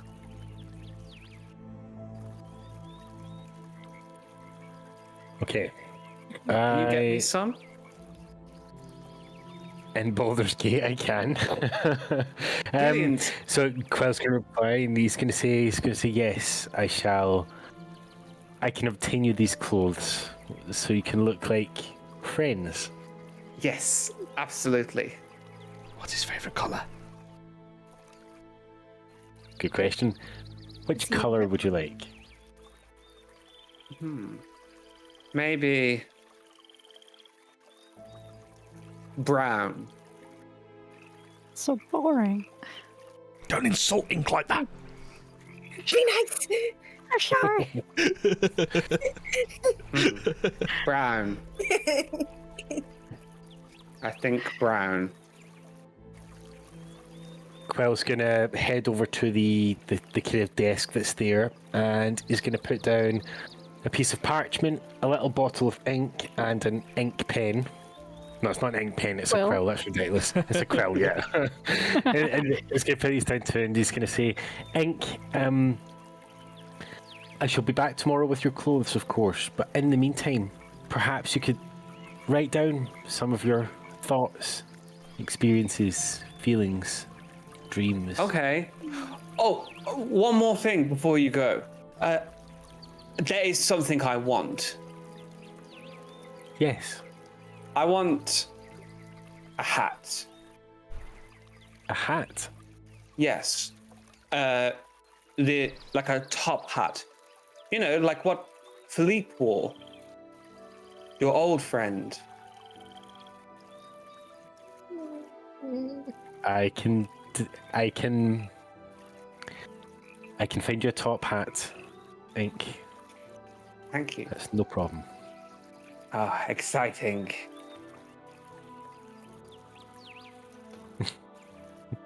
Exciting. And I'll say that he sort of like excitedly begins to like point out phrases and stuff like that in the book and sort of like help you like with organizing the book of shadows and things of that nature and sort of like beginning to show you some of the new tricks and things like that he's been playing around with.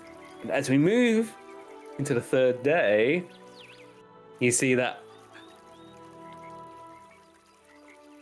our good friend Theodore sort of like draws your attention and goes, oh, I think that's, yeah, that'll be it right over there. So if you guys want to have a little look to the side right now, you will see the city, the town, I should say, of Wraithwin. And you see as you move further downstream, the landscape begins to change. You can see a town which emanates rich soil and fresh air. You can see great stretches of farmland and forest gleaming with almost pristine perfection, like a recently renewed land born again. You can see groves of young trees rising, sort of like in a tangled mass of what were once dead husks, their leaves sort of shimmering the silver green hue in the breeze. You can see the ruins of old farmsteads are being actively worked on, and new sort of like roughly cut timbers are being freshly cut from the regrown woods and built into these new sort of like barn and farmhouses. You can see farmers openly working in the field. You can hear the sounds of like joyous songs sort of like all around this particular area. You can see a town, what was once probably a large sort of like barely populated town, reduced to ruins and rebuilt from its foundations. You can see these large stone structures, what look like these huge sort of like towering buildings that have been like slowly built back up. And you can see as you guys pass through, a large statue of what appears to be a woman clad in this sort of like this gorgeous plate mail armor, a pair of feathered wings stretching from her back, and a sword pointing towards the sky. As you guys sort of like gently lays past the town of Wraithwin, you can see in the far distance, sort of dominating the horizon against the setting sun, the silhouette of what I would say probably Vilka and perhaps Quill might recognize as Moonrise Tower, where once stood a blackened sort of citadel of cruelty in a shadow. There's now a pale sort of like stone gleam to this tower, recently scrubbed and reworked. You can still see scaffolding clinging to certain parts of the structure, and you can see these sort of banners now flying from Moonrise Tower itself. You can see what appears to be this sort of image of a sort of like red-yellow background with a heart ablaze in the middle of it, this sort of like rays of light shining from it. Anyone who wants to can go ahead and roll me a history check. As we're going past Wraithwin as well, Rael's just going to shout, "Remember to build a wall!" That's a 16. Incredible. Well, I was thinking about it, Rail. A wall wouldn't really help against dragons, would it? Because they fly. Not against the dragons, but the kobolds, and remember when the masked men were all coming in? It would have stopped them for a bit. I guess. Yes. Yeah. Anybody who beat a 15 would recognize this. Yeah. Go ahead. Yeah, anyone who beat a 15 would recognize this as a symbol of an organization from the southern country of Arm. It's sort of like right on the border, if you want to look on the open map. It's right on the border of where Beargost and Greenhest descend into mountains and into the more deserty area of the Sword Coast. The Order of the Radiant Heart is a sort of like organization formed of benevolent paladins and clerics that operate predominantly from the city of Arm. The history along them is sketchy at best. There's been a history of Arm, in particular the Order of the Radiant Heart, sort of like clashing with some of the organizations in Faerun. About over a century ago, there was like the rumblings of what was going to be a huge civil war between the two countries. Baldur's Gate sort of like fighting against the Armnians. They are the only country on the Sword Coast who have refused to join with the Lord's Alliance and are one of the few independent city-states in the particular region. Seeing the symbol of the sort of Order of the Radiant Heart this far north is peculiar. But as you sort of like drift past Moonrise Tower, further downstream, you guys begin in the far distance to see the landscape actively changing. As the broad waters of the Chionthar River bear you westward, you begin to see a haze of smoke and stone, which as the day progresses, begins to resolve into the outline of a city. An enormous city sprawling into the Sea of Swords, built around an enormous hill.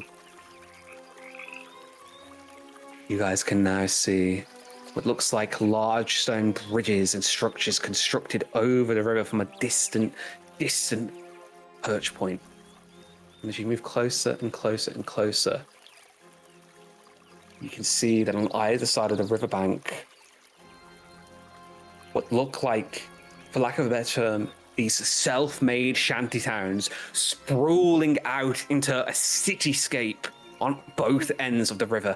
You can see the thing that dominates your view is this massive stone bridge that stretches across the river's width. far more than a crossing. Entire streets and stacked houses and taverns and shops rise along its length, clinging to the bridge like barnacles on a ship's hull. The structures grow more crowded the nearer you draw. You begin to see timber balconies jutting out over the river, watching lines strung between the upper windows. You can hear merchants leaning over the rail to sort of like shout their wares down to passing boats and the sort of like cities below each side of it. You can see this chaotic sprawl of lean-tos and sheds and half-beat houses clinging to walls like second skins in the outer city on either bank of the Chionthar River. You can see high above you the shadow of a wooded hill, Duskhawk Hill. And as you move into Worm's Crossing, you can see the old, so famous statue of Baldur looking out to sea, his cape moving unnaturally in the wind, even made of stone, a spyglass at his side, looking out onto the Sea of Swords, and the sprawling city of Baldur's Gate, which is where we will pick things up next week.